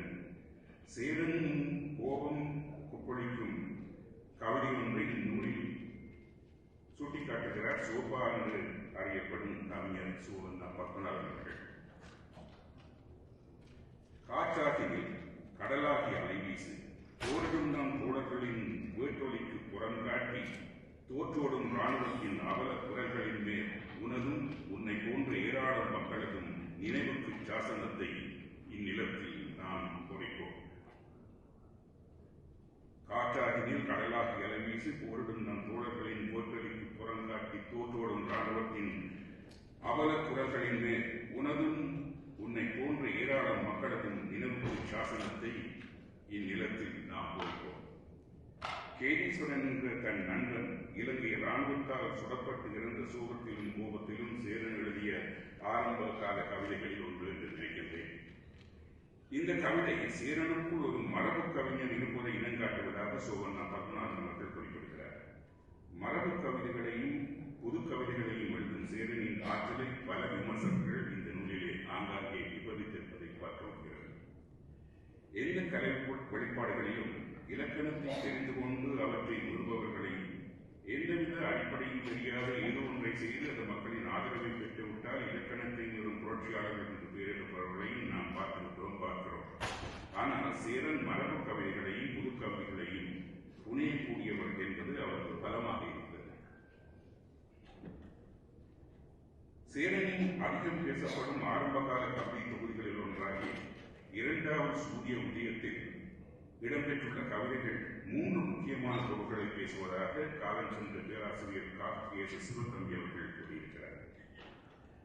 ஒன்று, அரசாங்கத்தின் ஒடுக்குமுறை, இராணுவத்தின் வரிசைகள்; இரண்டாவது, தமிழ் சமூகத்தின் முக்கிய அக முரண்பாடுகள், சாதியமைப்பின் கொடுமை; மூன்றாவதாக, தீவிர இளைஞர்களிடையே காணப்படும் போட்டிகளால் ஏற்படும் இழப்புகள். எமது முக்கிய பிரச்சனைகளில் 3 இந்த கவிதை தொகுதி பிரதிபலிப்பது அந்த காலகட்டத்தில் இயல்பானது. சமூக நலனில் அக்கறை கொண்ட கவிஞர்கள் சமூகம் சார்ந்த தமது உணர்வுகளை வெளிப்படுத்துவார்கள் என்பதையே பேராசிரியர் சிவத்தம்பி அவர்கள் அந்த கவிதைகளில் இனம் கண்டிருக்கிறார். மேலும் பேராசிரியர் சிவத்தம்பி அவர்கள் கூறுகையில், இரண்டாவது சூரியோதயம் கவிதை தொகுதியில் இடம்பெற்ற கவிதைகளோடு பின்னர் வெளியிடப்பட்ட சேரனின் யமன் கவிதை தொகுப்பில் இடம்பெற்றிருக்கும் கவிதைகள் ஏற்படும் போது சேரனின் முதிர்ச்சி போக்கினை அவதானிக்கக்கூடியதாக இருப்பதாக கூறியிருக்கிறார். முன்னைய கவிதைகளில் தமிழ் நிலைப்பாடு தீவிரமாக காணப்பட்ட நிலையில் யமனின் சராசரி சிங்கள மனநிலையில் நியாயப்பாட்டினை காண விரும்பும் ஒரு அணுகுமுறை தெரிவதாக சிவத்தம்பி அவர்கள் கூறியிருக்கிறார். சிவத்தம்பி அவர்கள் குறிப்பிடும் இந்த 2 கவிதைகளையும் பார்ப்போம். முதலில் இரண்டாவது சூரிய உதயம். அன்றைக்கு காற்றே இல்லை, அலைகள் விடாது செத்து போயிற்று கடல். மணலில் கால்கள் புதையசென நடந்து வருகையில் மறுபடியும் ஒரு சூரிய உதயம். இம்முறை தெற்கில் என்ன நிகழ்வு? எனது நகரம் எரிக்கப்பட்டது, எனது மக்கள் முகங்களை இழந்தனர், எனது நிலம், எனது காற்று எல்லாவற்றிலும் அந்நிய பகுதி. காய்களை பின்பற்றி முருகக் கட்டி யாருக்காக காத்திருந்தீர்கள்? முகில்களின் மீது நெருப்பு தன் செய்தியை எழுதியாயிற்று. இனியும் யார் காத்துள்ளனர்? சாம்பலில் பூத்த தெருக்களில் இருந்து எழுந்து வருக. இப்படி அறைகூடிய சேரன் யமன் கவிதை தொகுப்பு ஒரு சிங்கள தோழிக்கு எழுதியது என்ற கவிதையில் இவ்வாறு எழுதுகிறார். பாலாவி நீர்ப்பரப்பின் படித்துறையில் அருகமர்ந்து இனிய குரலில் உங்கள் சிங்கள பாடல்களை கேட்கிற போது நான் மனம் கிளர்ந்தேன். நீங்கள் தெற்காக நானும் வடக்காக, மலைத்தொடரின் மாபெரிய மரங்களுக்கு மேலாக குளிர்காற்று இறங்கி வரும் இளங்காலை பொழுதில் பல்குலக்கும் போது பயிலும் சிறுநடையில் மாந்தையில் மூகுண்ட நகரை மீட்க முயலும் ஆய்வு வேலையில் கொஞ்ச நாள் இணைந்ததை நீங்கள் நினைப்பீர்கள். உங்களுடைய மக்களுக்கு சொல்லுங்கள், இங்கும் பூக்கள் மலர்கின்றன, புட்கள் வாழ்கின்றன, பறவைகள் பறக்கின்றன. சேரனின் அணுகுமுறையில் மாற்றம் இயல்பானது. இதில் சேரனின் சிந்தனை வளர்ச்சியையே நான் காண்கிறேன். அறிவு ரீதியாகவும் உணர்வு ரீதியாகவும் சிங்கள பொதுமக்களுக்கு எமது பக்க நியாயத்தை புரிய வைப்பதே எமது அடுத்த சாத்தியமான அணுகுமுறையாக இருக்க முடியும், இருக்க வேண்டும். இந்த சிந்தனை அல்லது அணுகுமுறை மாற்றம் பற்றி சிவத்தம்பி அவர்கள் விவரிக்கையில்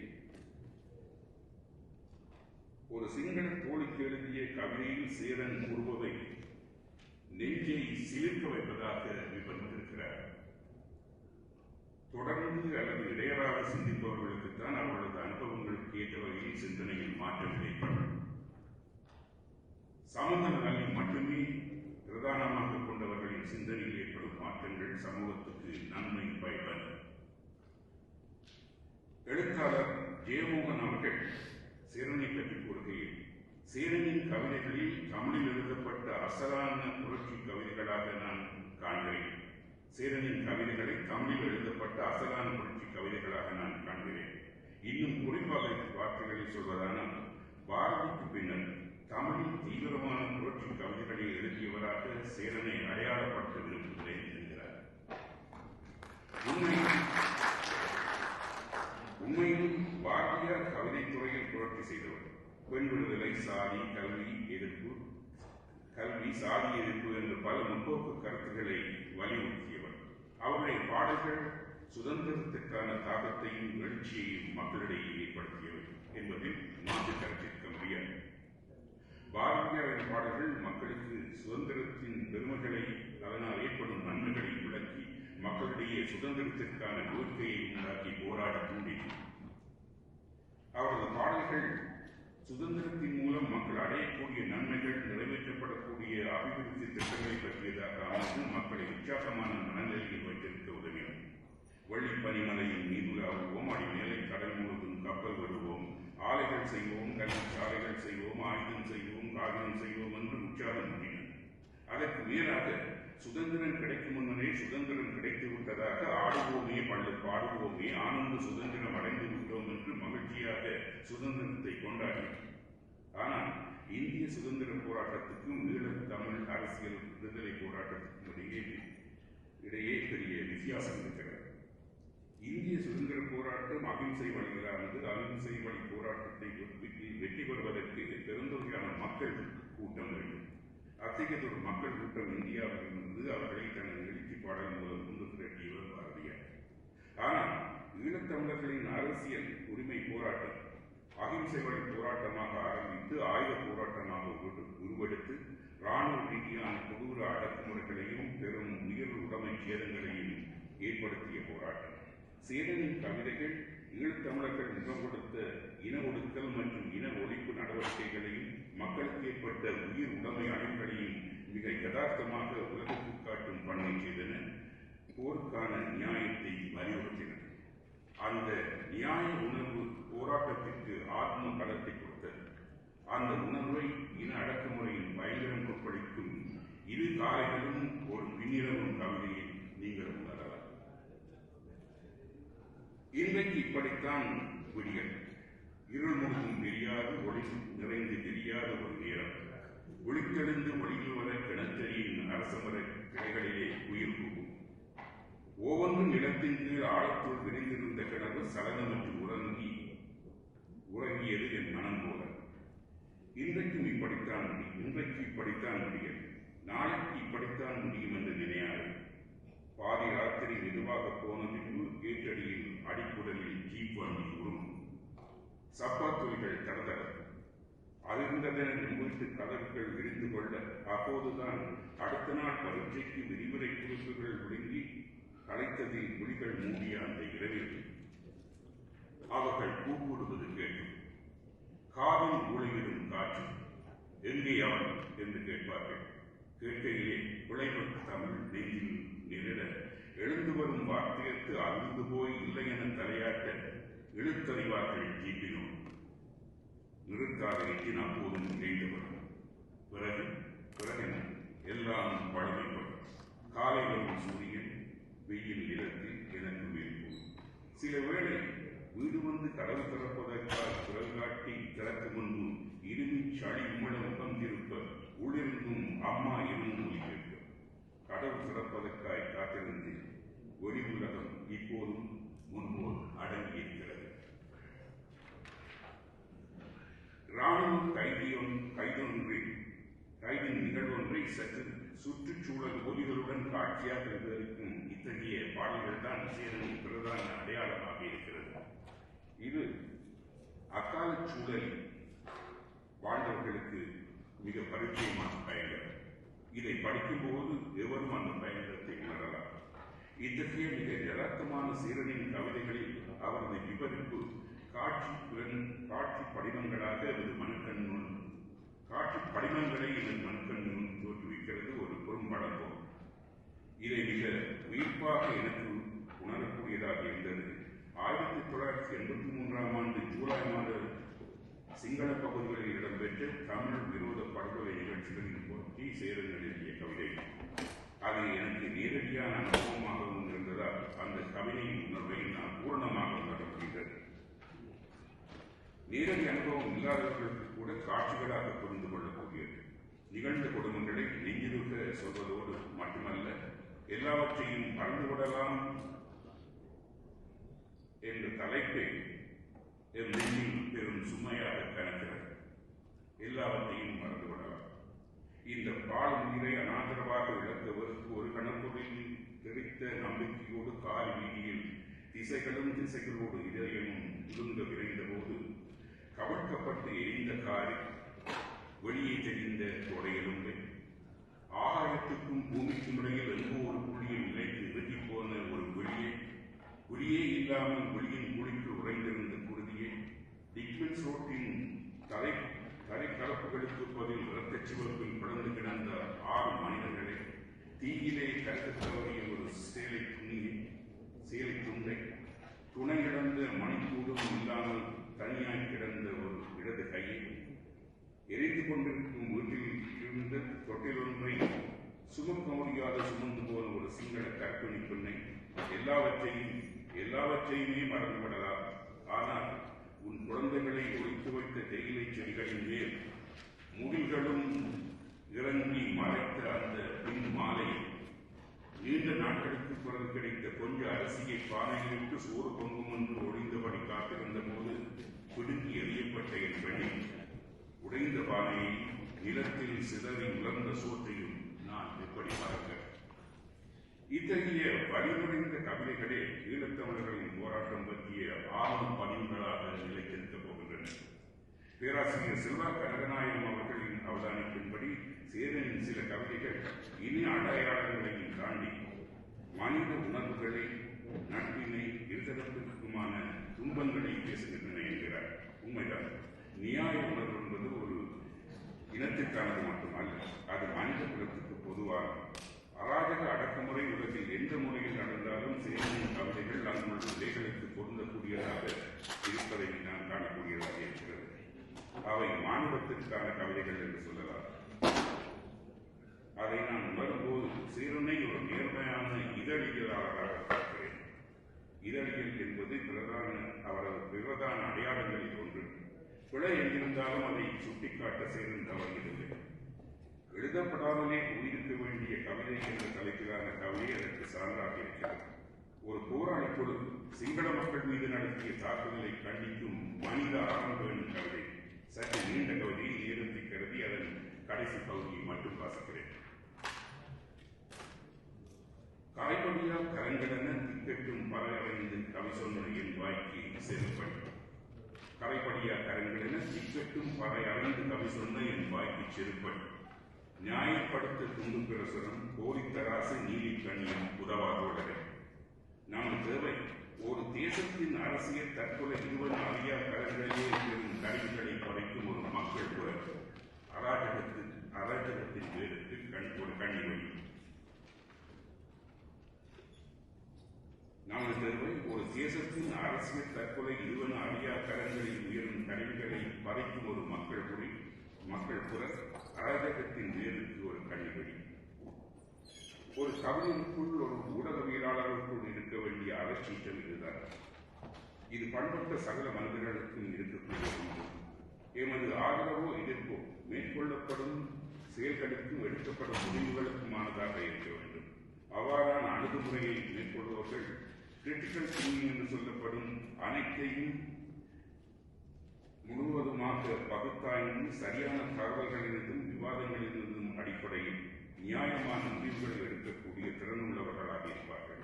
அந்த வகையில் அறிந்தவற்றை உணர்வு பூர்வமாக மக்களுக்கு சொல்லக்கூடியவர்களே கவிஞர்கள்.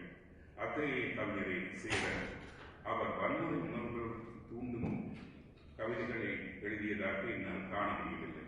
ஆக குறைந்தது புரட்சி கவிஞர் பாரதிதாசன் போன்று கொலை வாழினை எடடா மிக கொடியோரார் செயலாளவே என்றோ பொங்கு தமிழுக்கு இன்னல் விளைத்தால் சங்காரம் நிஜமென்று சங்கை உழந்து என்ற தோரணையில் நான் சேரன் கவிதை இயற்றியிருப்பதை பார்க்க முடியவில்லை. அத்தகைய கவிதைகள் தான் எமது அரசியல் களங்களில் அந்த காலத்தில் நாம் கேட்டவர். அவ்வாறு கவிதைகளில் சேரன் கவனம் செலுத்தாமல் இருப்பதற்கான காரணம் என்னவாக இருக்கும் என்று நான் தேடிய போது 1985ஆம் ஆண்டு வெளியிடப்பட்ட பல கவிஞர்களின் தொகுப்பான மரணத்தூர் வாழ்வோம் என்ற நூலுக்கு சேரன் எழுதிய முன்னுரையில் என் கண்களில் பட்டது. அதில் தனது காலத்துக்கு முற்பட்ட காலத்து கவிஞர்களை பற்றி கூறும்போது அவர்களது கவிதைகளில் இனவாத பண்புகள், தங்கை கொண்ட கடாரம் கொண்ட நிலத்தில் இறங்கும் அம்சங்கள்,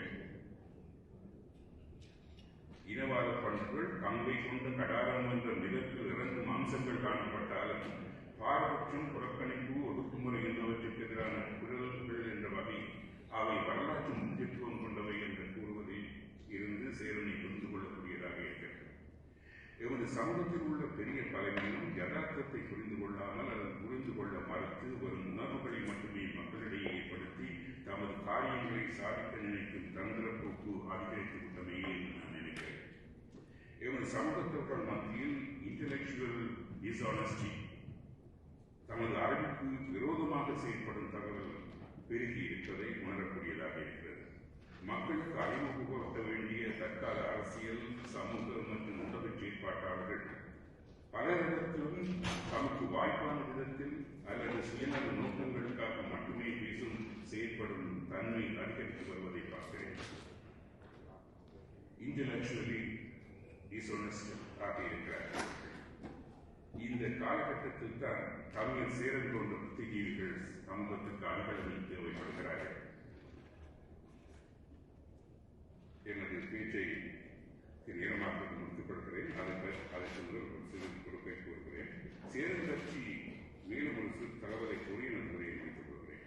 நான் செயற்கை நுண்ணறிவு செயலியான ChatGPT மனித உரிமைகளுக்காகவும் சுதந்திரத்திற்காகவும் கொடுக்கும் கவிஞர்கள் சிலரின் பேரை தருமாறு கேட்டேன். அநேகமாக மக்கள் அறிந்திருக்கும் கார்லோ நெருடான்கள் பல கவிஞர்களை பேரை தந்தது. இலங்கை கவிஞர்கள் என்று குறிப்பிட்டு கேட்டபோது சேரனை புலம்பெயர்ந்த தமிழ் கவிஞராக இனம் காட்டியது.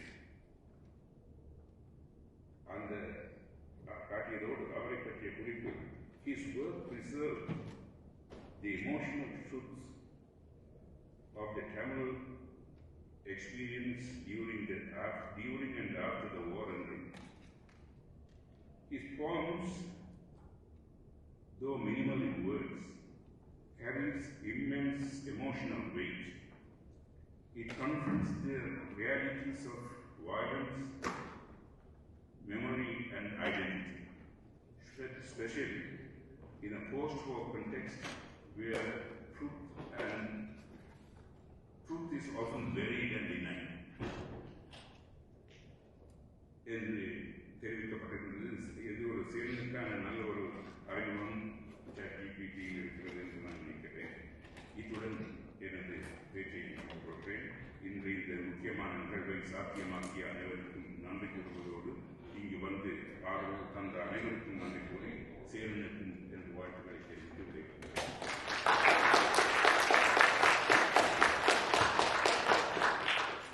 டொரண்டோ பல்கலைக்கழகத்தில் உள்ள தமிழ் கல்வி தலைவர் பேராசிரியர் சித்தார்த்த மாணவர் அவர்களை உரையாற்ற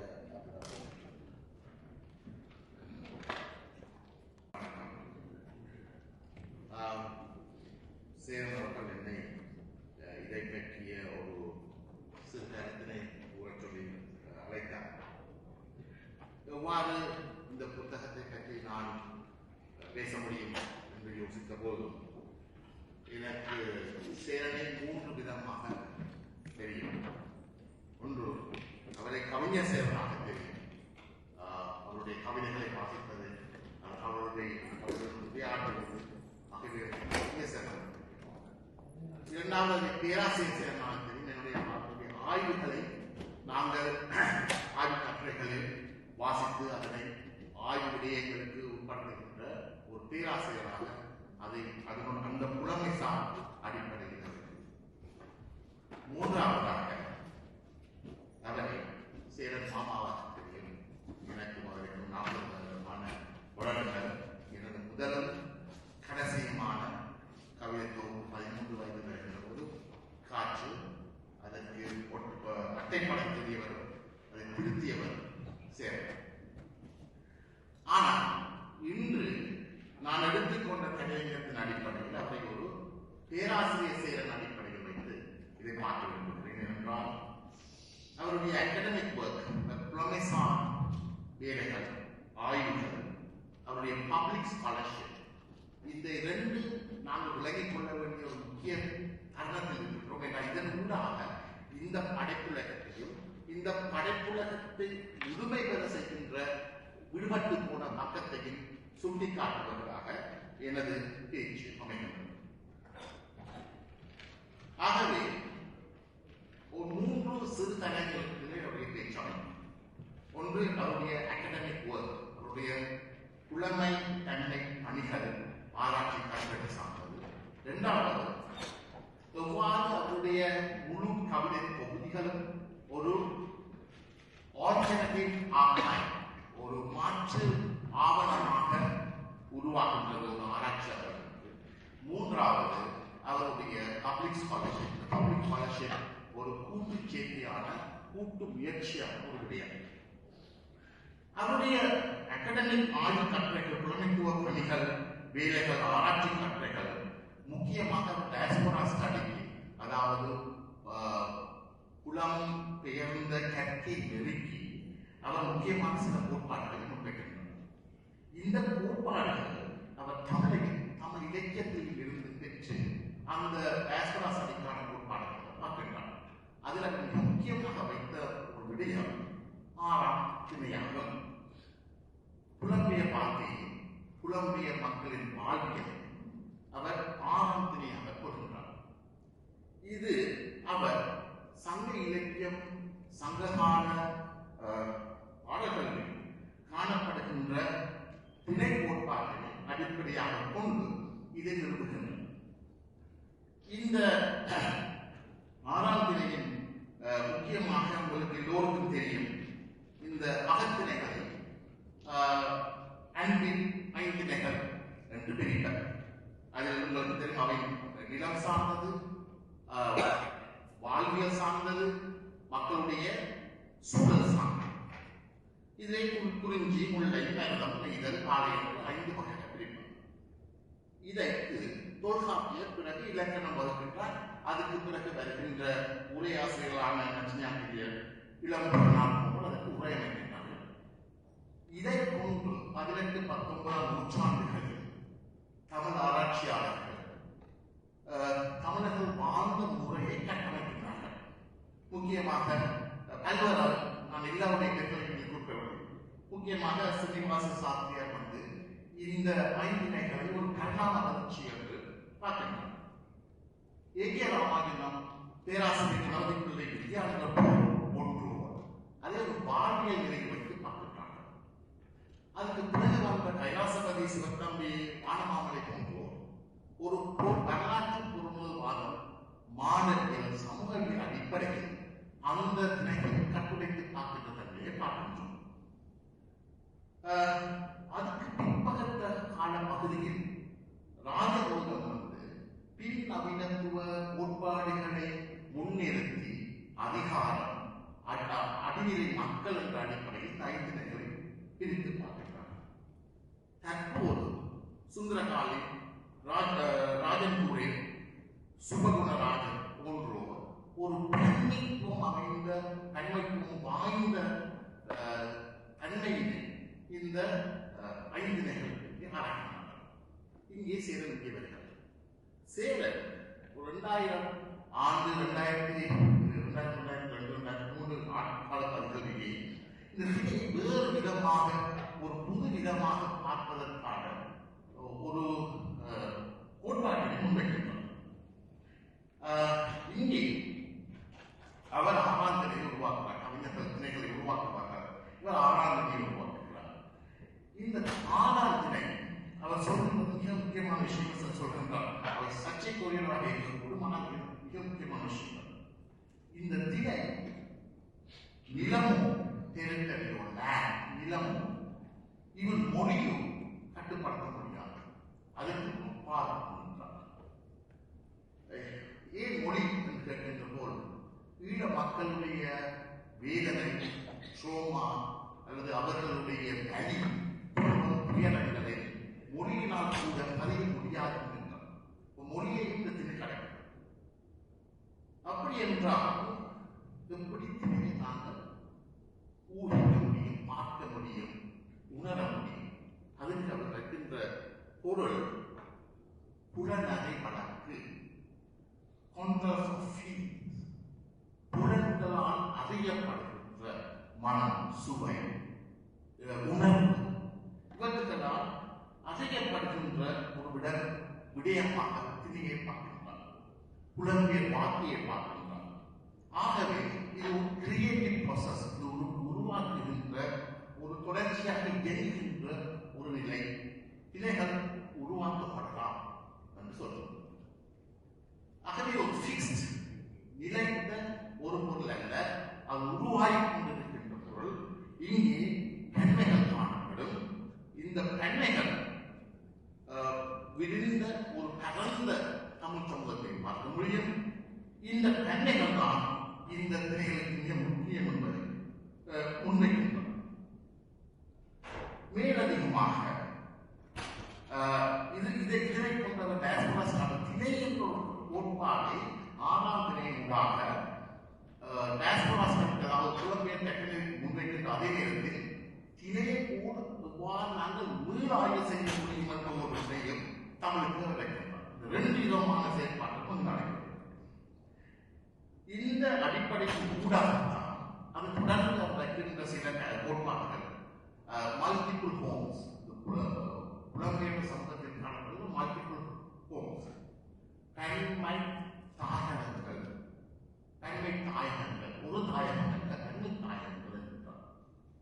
சர்க்குலேஷன் என்பது மிக முக்கியப்படுத்துகிறார். 2000 ஆண்டுகளிலே சர்க்குலேஷன் முக்கியப்படுத்தால் சுழற்சி முறையில் தான் மக்களையும் கொடுக்கிறார்கள். தனிய ஹோமும் ஹாஸ்டல் 2 நாடுகளுக்கு இடையேயான ஒரு வழி பயணம் அன்றி ஒரு சுழற்சி முறையான இயற்பியல் நடவடிக்கைகளில் சமூகம் வாழ்ந்து கொண்டிருக்கின்றது என்பதை வைக்கின்றார். இவ்வாறு வைக்கின்ற போது அவர் தமிழ் அடையாளம், தமிழ் ஹெரிட்டேஜ், தமிழ் மரபுரிமை என்பதை தனித்துவம் கொண்டது, அது தனித்திருக்க முடியாது, அது பல்வேறு கூறுகளை கொண்டது, தன்மையாகவும் விமர்சன கண்ணோட்டோடும் பார்க்க வேண்டும் என்று முன்வைக்கின்றார்.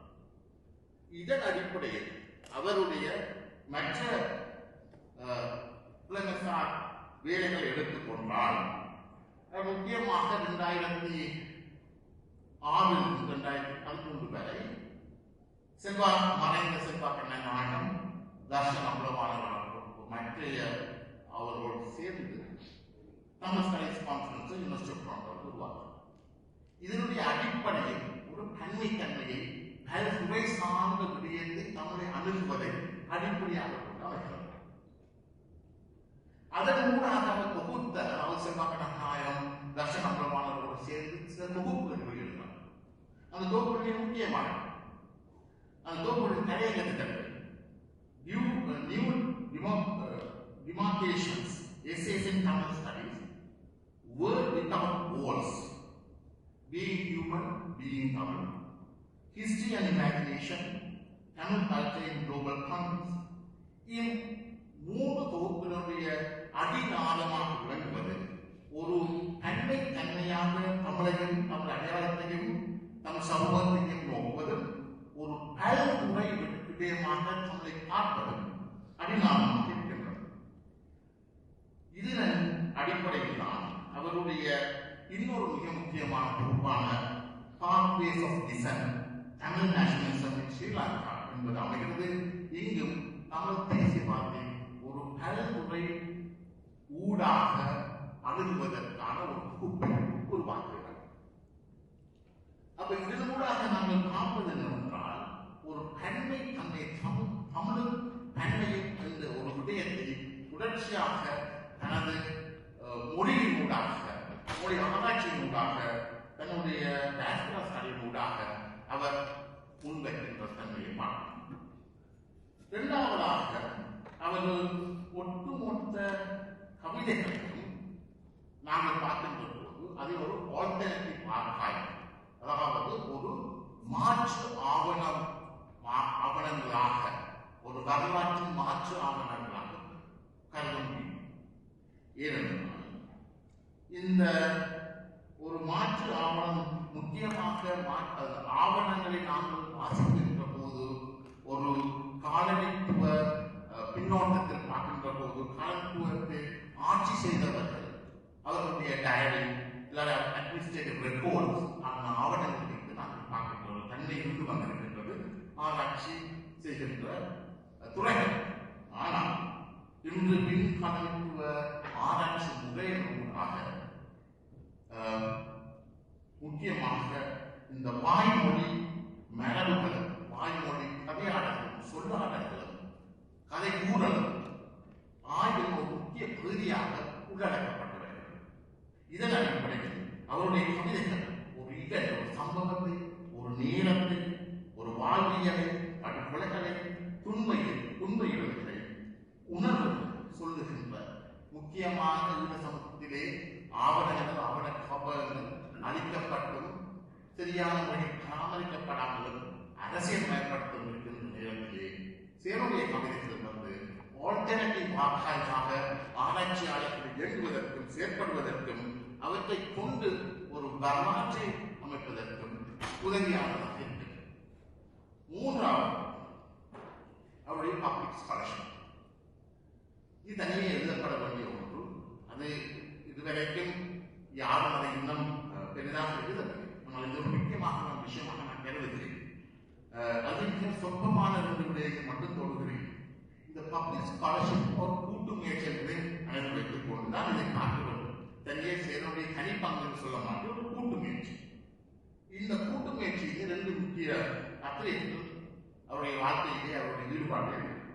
ஒன்று, அவர் 80களில் வந்த சேட்டர்டே ரிவ்யூ, யாழ்ப்பாணத்தில் வந்த சேட்டர்டே ரிவ்யூ, அதான் யாழ்ப்பாணத்திலே வந்த ஒரு ஆங்கில வார பத்திரிகை.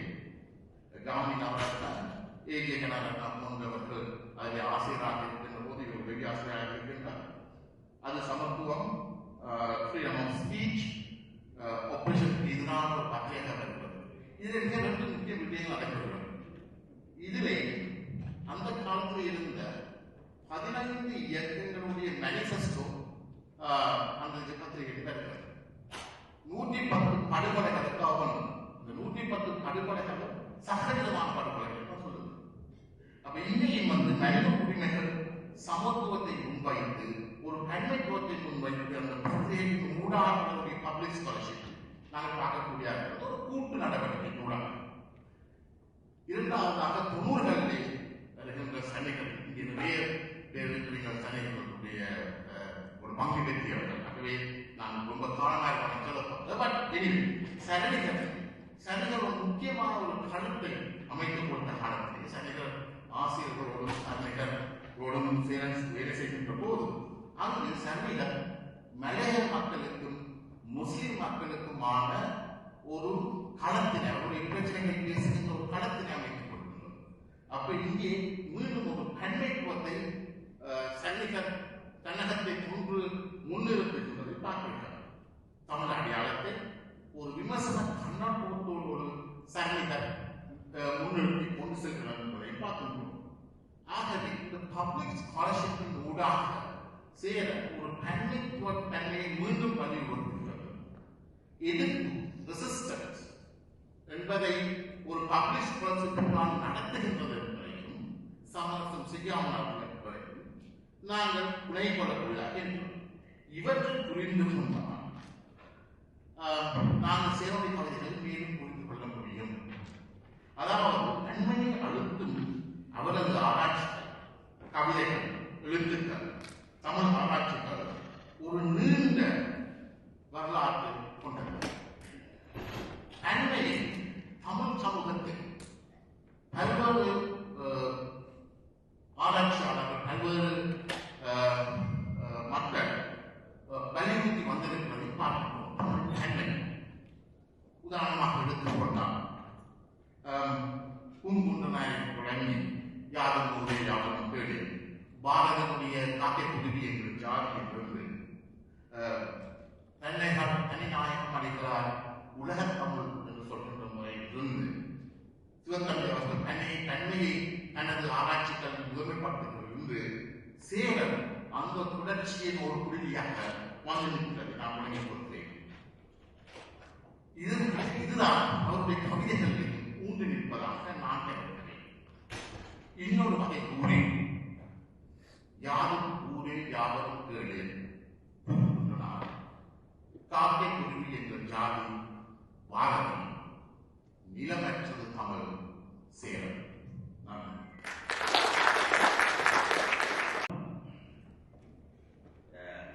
கடைசியாக பேசுவதற்குரிய ஒரு சங்கடங்கள் அனைத்தையும் நான் அனுபவிக்கிறேன் என்று நான் நினைக்கிறேன். எழுத்தாளர் கொண்டு வந்த கவிதைகளில் பெரும்பாலானவற்றை ஏற்கனவே பேசிவிட்டார். அதனாலே சின்னதாக மாற்றங்களோடு சின்ன ஒரு கொலாஜ் மாதிரி என்னுடைய பேச்சு இருக்கிறது. சேரனுடைய கவிதைகள் குறித்து நான் பேச நினைத்த விடயத்தை சித்தார்த்த முதலே பேசிவிட்டேன். அந்த முக்கியமான விஷயம் சேரனுடைய பன்முகத்தன்மை. ஈழக் கவிதைகள் கருப்பொருள் உள்ளடக்கத்தில் புதுமையான ஒரு பரிமாணத்தை எட்டிய காலகட்டமாக 1970கள் நடுப்பகுதியில் இருந்து கொள்ளலாம். சாதியம் குறித்து எழுந்த விழிப்புணர்வு, மெதுவாக பொதுநிலை அடைந்து தகித்த பேரினவாத அடக்குமுறை, அதன் தொடர்ச்சியாக நிகழ்ந்த ஆயுத குழுக்களின் தோற்றம், புலன்பெயர்வு என்பன ஈழக் கவிதைகளின் உள்ளடக்கத்தில் புதிய ஒரு கடல் நோக்கி மடைமாற்றியது. ஈழத்தில் இருந்து எழுதிய கவிஞர்களில் கணிசமான பகுதியினர் யுத்தம் குறித்து கவிமுனைகளில் சேரனின் படைப்புலகம் விரிகையுற்று காட்டிய பன்முகத்தன்மை அவரை குறுகிய குறுங்குழு அடையாளத்தில் இருந்து விலக்கி அனைவருக்குமான படைப்பாளியாக்கியது. காதல், சாதியத்துக்கு எதிரான போராட்டம், இன முரண்பாடு, இனப்படுகொலை என்று மனிதநேயம் ஒன்றை மட்டுமே சிறடாக்கி கதம்பமாக புனைந்து உள்ளடக்கம் மற்றும் சொல்லும் புத்தி முறைகளிலும் தொடர் பரிமாணம் கொண்ட தனித்துவம் சேரனுக்கு மட்டுமே உரியது. அவரது ஆரம்பகால கவிதைகளில் புதுக்கவிதைகளில் ஊடு வாழ்ந்து இளையும் சந்தனயம் எந்த வாசகனுக்கும் உணரக்கூடியதாகவே இருந்திருக்கிறது. அலை எழுப்பி நுரை தள்ளும் திரையில் நிலம் அணைக்க கரம் நீட்டும் திரைகள் கண்தொட்ட தொலைவிலிருந்து மனம் உணரும் கரை வரையும் நீல துகில் அசைந்து கலையும் என்று சொல்கின்ற பொழுது இருக்கின்ற சந்தனயம் அவருடைய மண் சார்ந்து வருகின்ற சந்தனயமாகத்தான் இருக்கிறார். இவர் இப்படி கடலை விழிக்கின்ற பொழுது மட்டுமல்லாமல் பிரிதல் குறித்து பேசுகின்ற போது கொடியெங்கும் மல்லிகைக்கும் குளமெங்கும் அல்லிமொட்டும் வேலி வரிச்சு மேலே முள்முறுக்கு பூத்திருக்கு என்று எழுதிய வரிகளில் எழுகின்ற சந்தநயத்தை அவதானிக்காமல் கடக்க முடியாது. இவ்வியல்பு மண் சார்ந்த மரபிலிருந்து எழுவது. நின் காற்றிடமில் இருந்து தெரிப்பது முத்துக்கள் அல்ல, மணிகளும் அல்ல. குருதி என்பதை உணர்கிற பாண்டியன் இங்கு இல்லை என்று சிலப்பதிகாரத்தை எடுத்தால முடிவதும் மண் மரபளித்த முதுசம்தான். ஆனால் இடையராது நகரும் 50 ஆண்டு கால படைப்பு இயக்கத்தில் படிம முறையிலும் உத்தியிலும் அவர் இப்பொழுது எட்டியிருக்கும் இடம் சேரனுக்கு மட்டுமே வாய்த்திருப்பது. சாமல் பூத்த தெருக்களில் இருந்து எழுந்து வருக என்று அறைகூவும் அவரால் தன் உணர்வு கடந்து இனங்களுக்கு இடையிலான செய்தியையும் மெல்லிய காதல் தடவிய மொழியில் சிங்கள தோழிக்கு மடலாக வரைய முடிகிறது. புரியாத மொழி நம்மை தொலைவில் வைத்தது. மெல்லிய ஏமாற்றங்களை மறைக்க உங்கள் கண்களுக்கு முடியவில்லை. உங்கள் மெல்லிய நேசத்தை மறக்க எனக்கு முடியவில்லை எனும் போது சொற்களுக்கு இடையில் தவளும் பூவாசம் போல் தனித்து மண்ணில் ஊடுருவி சமூகங்கள் ஊடாக விளைவுற்றிருக்கும் சாதியத்துக்கு எதிரான குரலாக யாழ்ப்பாணத்தின் சராசரி இதயமே என்று ஆரம்பிக்கிறார். யாழ்ப்பாணத்தின் சராசரி இதயமே, உனது உலகம் மிகவும் சிறியது என்கின்ற பொழுது நாம் மாநிலத்தில் எவ்வளவு தாங்கியிருந்தோம் என்பதை சேரன் தொடர்ந்து வலியுறுத்தி வந்திருக்கிறார். கிடுகு வேலி, வேலியின் கிழுகம், எப்போதாவது வேலியின் மீது அழகாக பூத்திருக்கும் சிவப்பு முன்முறுக்கு. இதை விட யாழ்ப்பாணத்தின் மண்ணை உங்களோட கண்ணுக்கு முன்னுக்கு கொண்டு வரதுக்கு வேற தேவை. கிடுகு வேலி, வேலியின் கிழமை, எப்போதாவது வேலியின் மீது அழகாக பூத்திருக்கும் சிவப்பு முன்முறுக்கு என்பது மனிதத்தில் கீழிறங்கி உலகம் மனநிலையை சாடுகின்ற போது 1000 கோவில் கதவுகள் முன்னே உள்ளே இருந்து இழுத்து மூடின என்று ஆணி வேரை ஒழுக்குகின்ற போது மன்மதன் உடல்களாய் அவை எரியும்.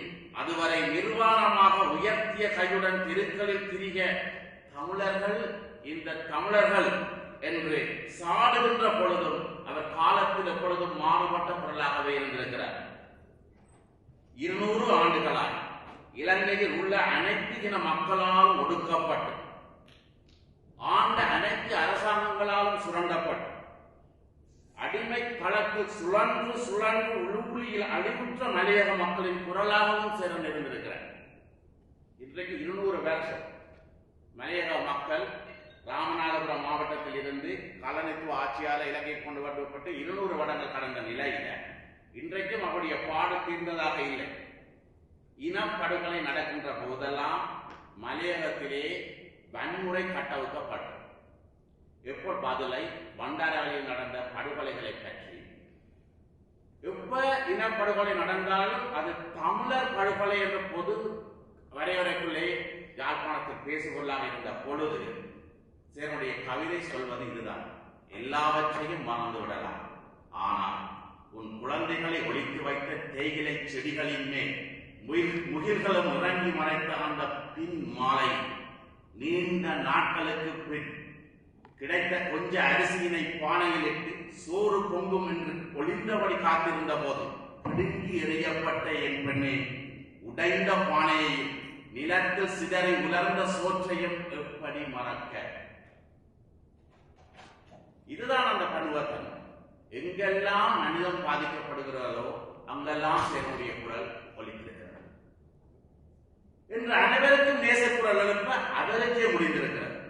ஆயுத போராட்டம் குறுந்தேசிய புனலில் அகப்பட்டு திணறிய பொழுது அதை வீறு கொண்டு எதிர்த்த கலக குரல் அவருடையது.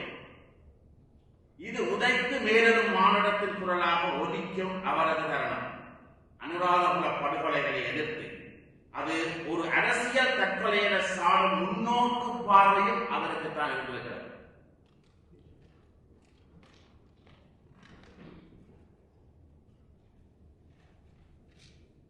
கரைபடியா கைகளென திக்கட்டும் பறையறைந்து கவி சொன்ன என் வாய்க்கு செருப்படி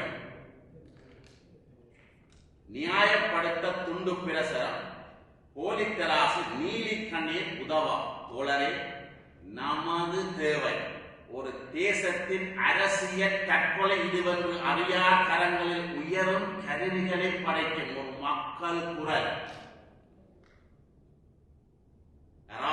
காதலின் வேருக்கு ஒரு கண்ணிவழி. நான் மரபு கவிதைகளின் ஜாசகன் அல்ல. ஆனா இது எனக்கு அறம் மாதிரி தான், அறம்பாடு நடந்தான் தெரிஞ்சது. கவிஞன் அறம்பாடு பிழைச்சு. அதே மாதிரி காத்தான்குடி பள்ளிவாசல் படுகொலை,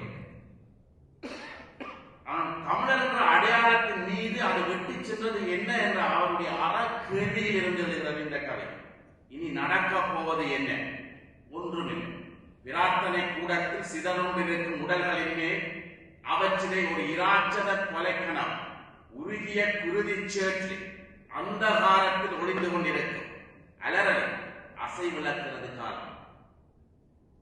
தமிழன் என்று என் அடையாள கூறின் மேல் வெட்கம் இருள் விரவி படுகிறது.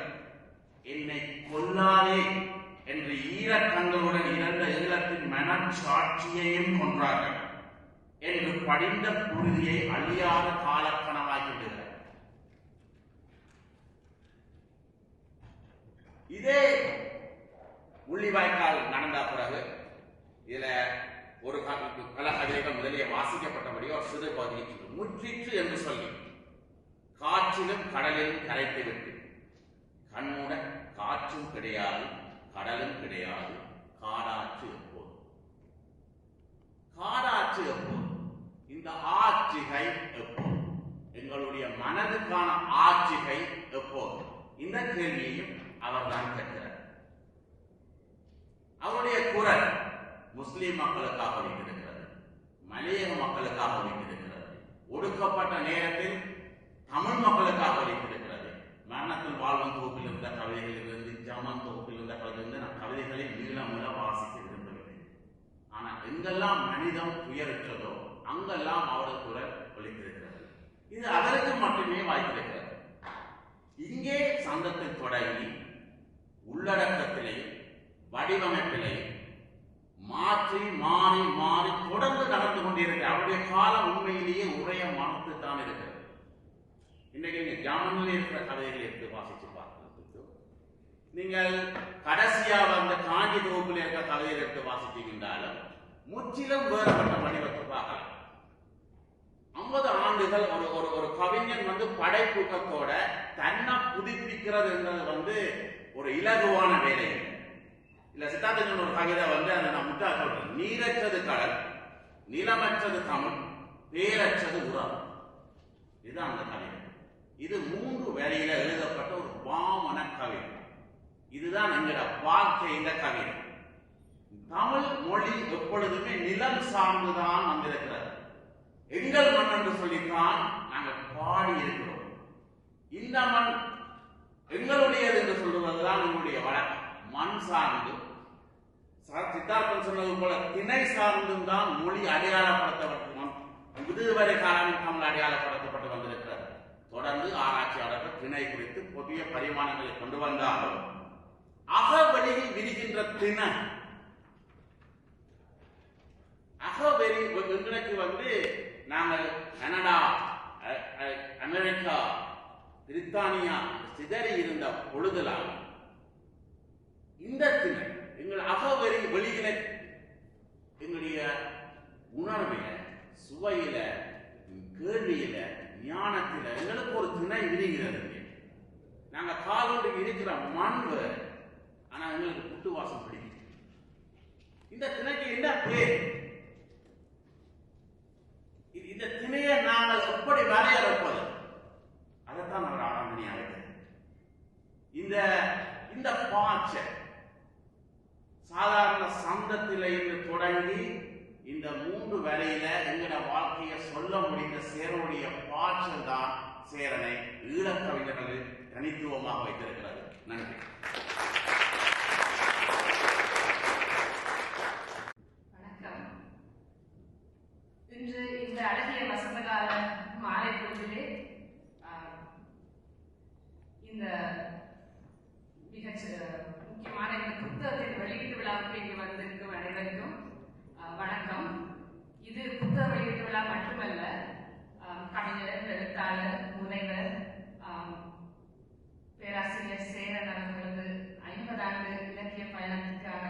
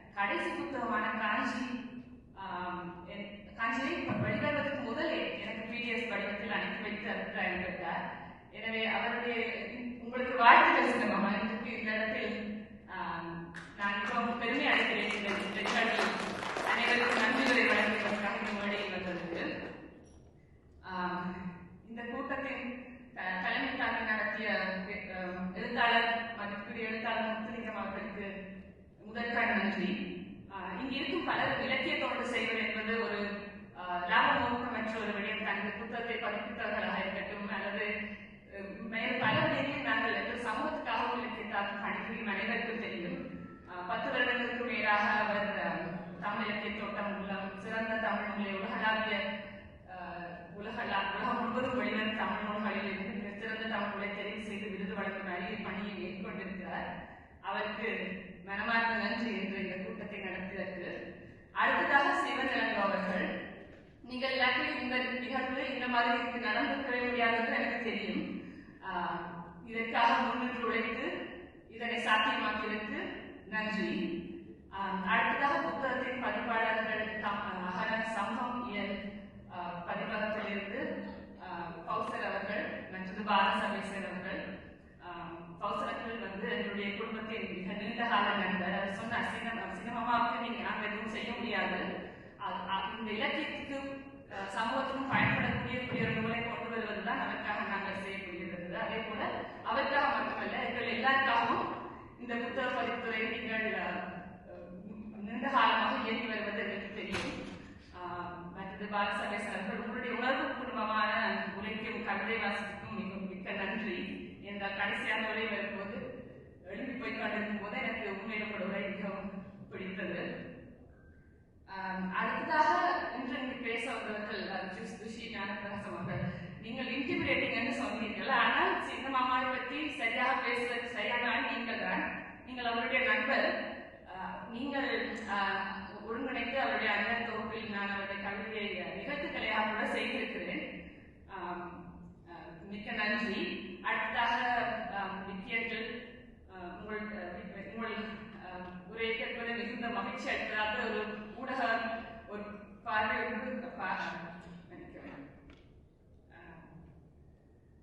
அவருடைய கவிதைகளில் வன்முறை கோஷம் இல்லை என்பதை நீங்கள் சொல்லியிருக்கீர்கள். அதே எனக்கு சின்னமாமாவை நாங்கள் சின்ன பிள்ளையா இருக்கும் போது அவர் எங்களை கட்டி பிடிக்க தான் கல்விடுவேன். அப்பவே சொல்லுவேன் வன்முறை கூடாது. எனக்கு உடனே அதுதான் ஞாபகம் வந்தது. அடுத்தது சித்தார்த்த மாமன் அவர்கள், நீங்கள் ஒரு சக புலமையாளர் என்ற வகையில் மிக அழகாக நிறைய இன்னும் பேசப்படாத புத்தகத்தில் நிறைய பேசப்பட்டிருக்கிறது எனக்கு தெரியும். அதை விட பேசப்படாத சில விஷயங்களை எனக்கு தொட்டு சென்றிருக்கிறீர்கள். மிக்க நன்றி. இவ்வளவு மேலாக எங்களுக்கு இந்த நிகழ்வுக்கு உதவி செய்த தொண்டாளர்கள் வால்மீகம் ஜெயச்சந்திரன், ரவீனா ராஜசிங்கம், சாஜி ராஜசிங்கம் அனைவருக்கும் மிக்க நன்றி. இன்று இந்த நிகழ்வுக்கு வந்து எங்களுடன் நேரத்தை செலவழித்து புத்தகத்தை பெற்றுக்கொண்டு அதனை வாசிக்க போகும் உங்களுக்கும் மிக்க நன்றி. இதற்கு நிதி ரீதியாகவும் பல வகையிலும் உதவி செய்த அனைவருக்கும் மிக்க நன்றியும் கூறிக்கொண்டு உங்களிடமிருந்து விடைபெறுகிறேன். நன்றி, வணக்கம்.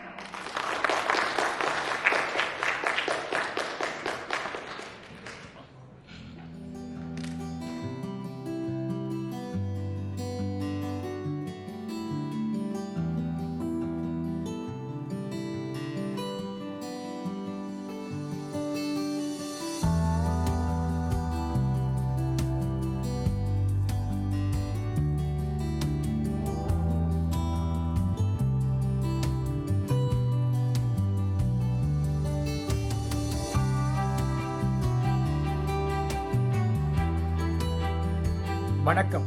இவ்வளவு நேரமும் சேரன் படைப்புலகம் உரைய மறுக்கும் காலம் எனும் நூல் வெளியீட்டு விழாவை பார்த்திருப்பீர்கள் என்று நம்புகின்றோம். இந்த நிகழ்வை நீங்கள் மட்டும் பார்வையிடாமல் மற்றவர்களுக்கும் பகிர்ந்து கொள்ளுமாறு உங்களை அன்போடு கேட்டுக்கொள்கிறோம். இந்த நிகழ்வை தடயத்தார் முகநூல் வழியாகவும் தடயத்தார் யூடியூப் வழியாகவும் பார்க்க முடியும் என்பதையும் கூறிக்கொண்டு நீங்களும் தடயத்தாரோடு இணைந்திருங்கள். அப்பத்தான் நாங்கள் போடுகின்ற நிகழ்வுகளை உடனுக்குடன் பார்க்க முடியும் என்பதையும் இந்த நேரத்திலே உங்களுக்கு கூறிக்கொண்டு மீண்டும் ஒருமுறை இந்த நிகழ்வை ஒழுங்குபடுத்தி நடத்திய லண்டன் சமூகம் இயல் பதிப்பகத்தினருக்கும் இதனுடைய முக்கியஸ்தர்களான எம் பவுசர் பால சபேசன் லண்டனில் இருந்து வருகை தந்தவர்கள் அவர்களுக்கும் கவிஞர் சேரன் அவர்களுக்கும் இந்த நிகழ்விலே உரையாற்றிய அனைத்து பேச்சாளர்களுக்கும் இந்த நிகழ்விலே கலந்து கொண்ட அனைத்து மக்களுக்கும் இந்த நிகழ்வுக்காக இந்த பல்கலைக்கழக மண்டபத்தை ஒழுங்குபடுத்தி தந்தவர்களுக்கும் எங்களுடைய தடயத்தார் குழு சார்பாக எங்களுடைய அன்பையும் பாராட்டுக்களையும் நன்றிகளையும் தெரிவித்துக் கொண்டு மீண்டும் ஒருமுறை தடயத்தாரின் நம்மவர் நிகழ்வோடு உங்களை சந்திக்கும் வரை உங்களிடமிருந்து விடை பெறுபவர் கிருபா கந்தையா. நன்றி, வணக்கம்.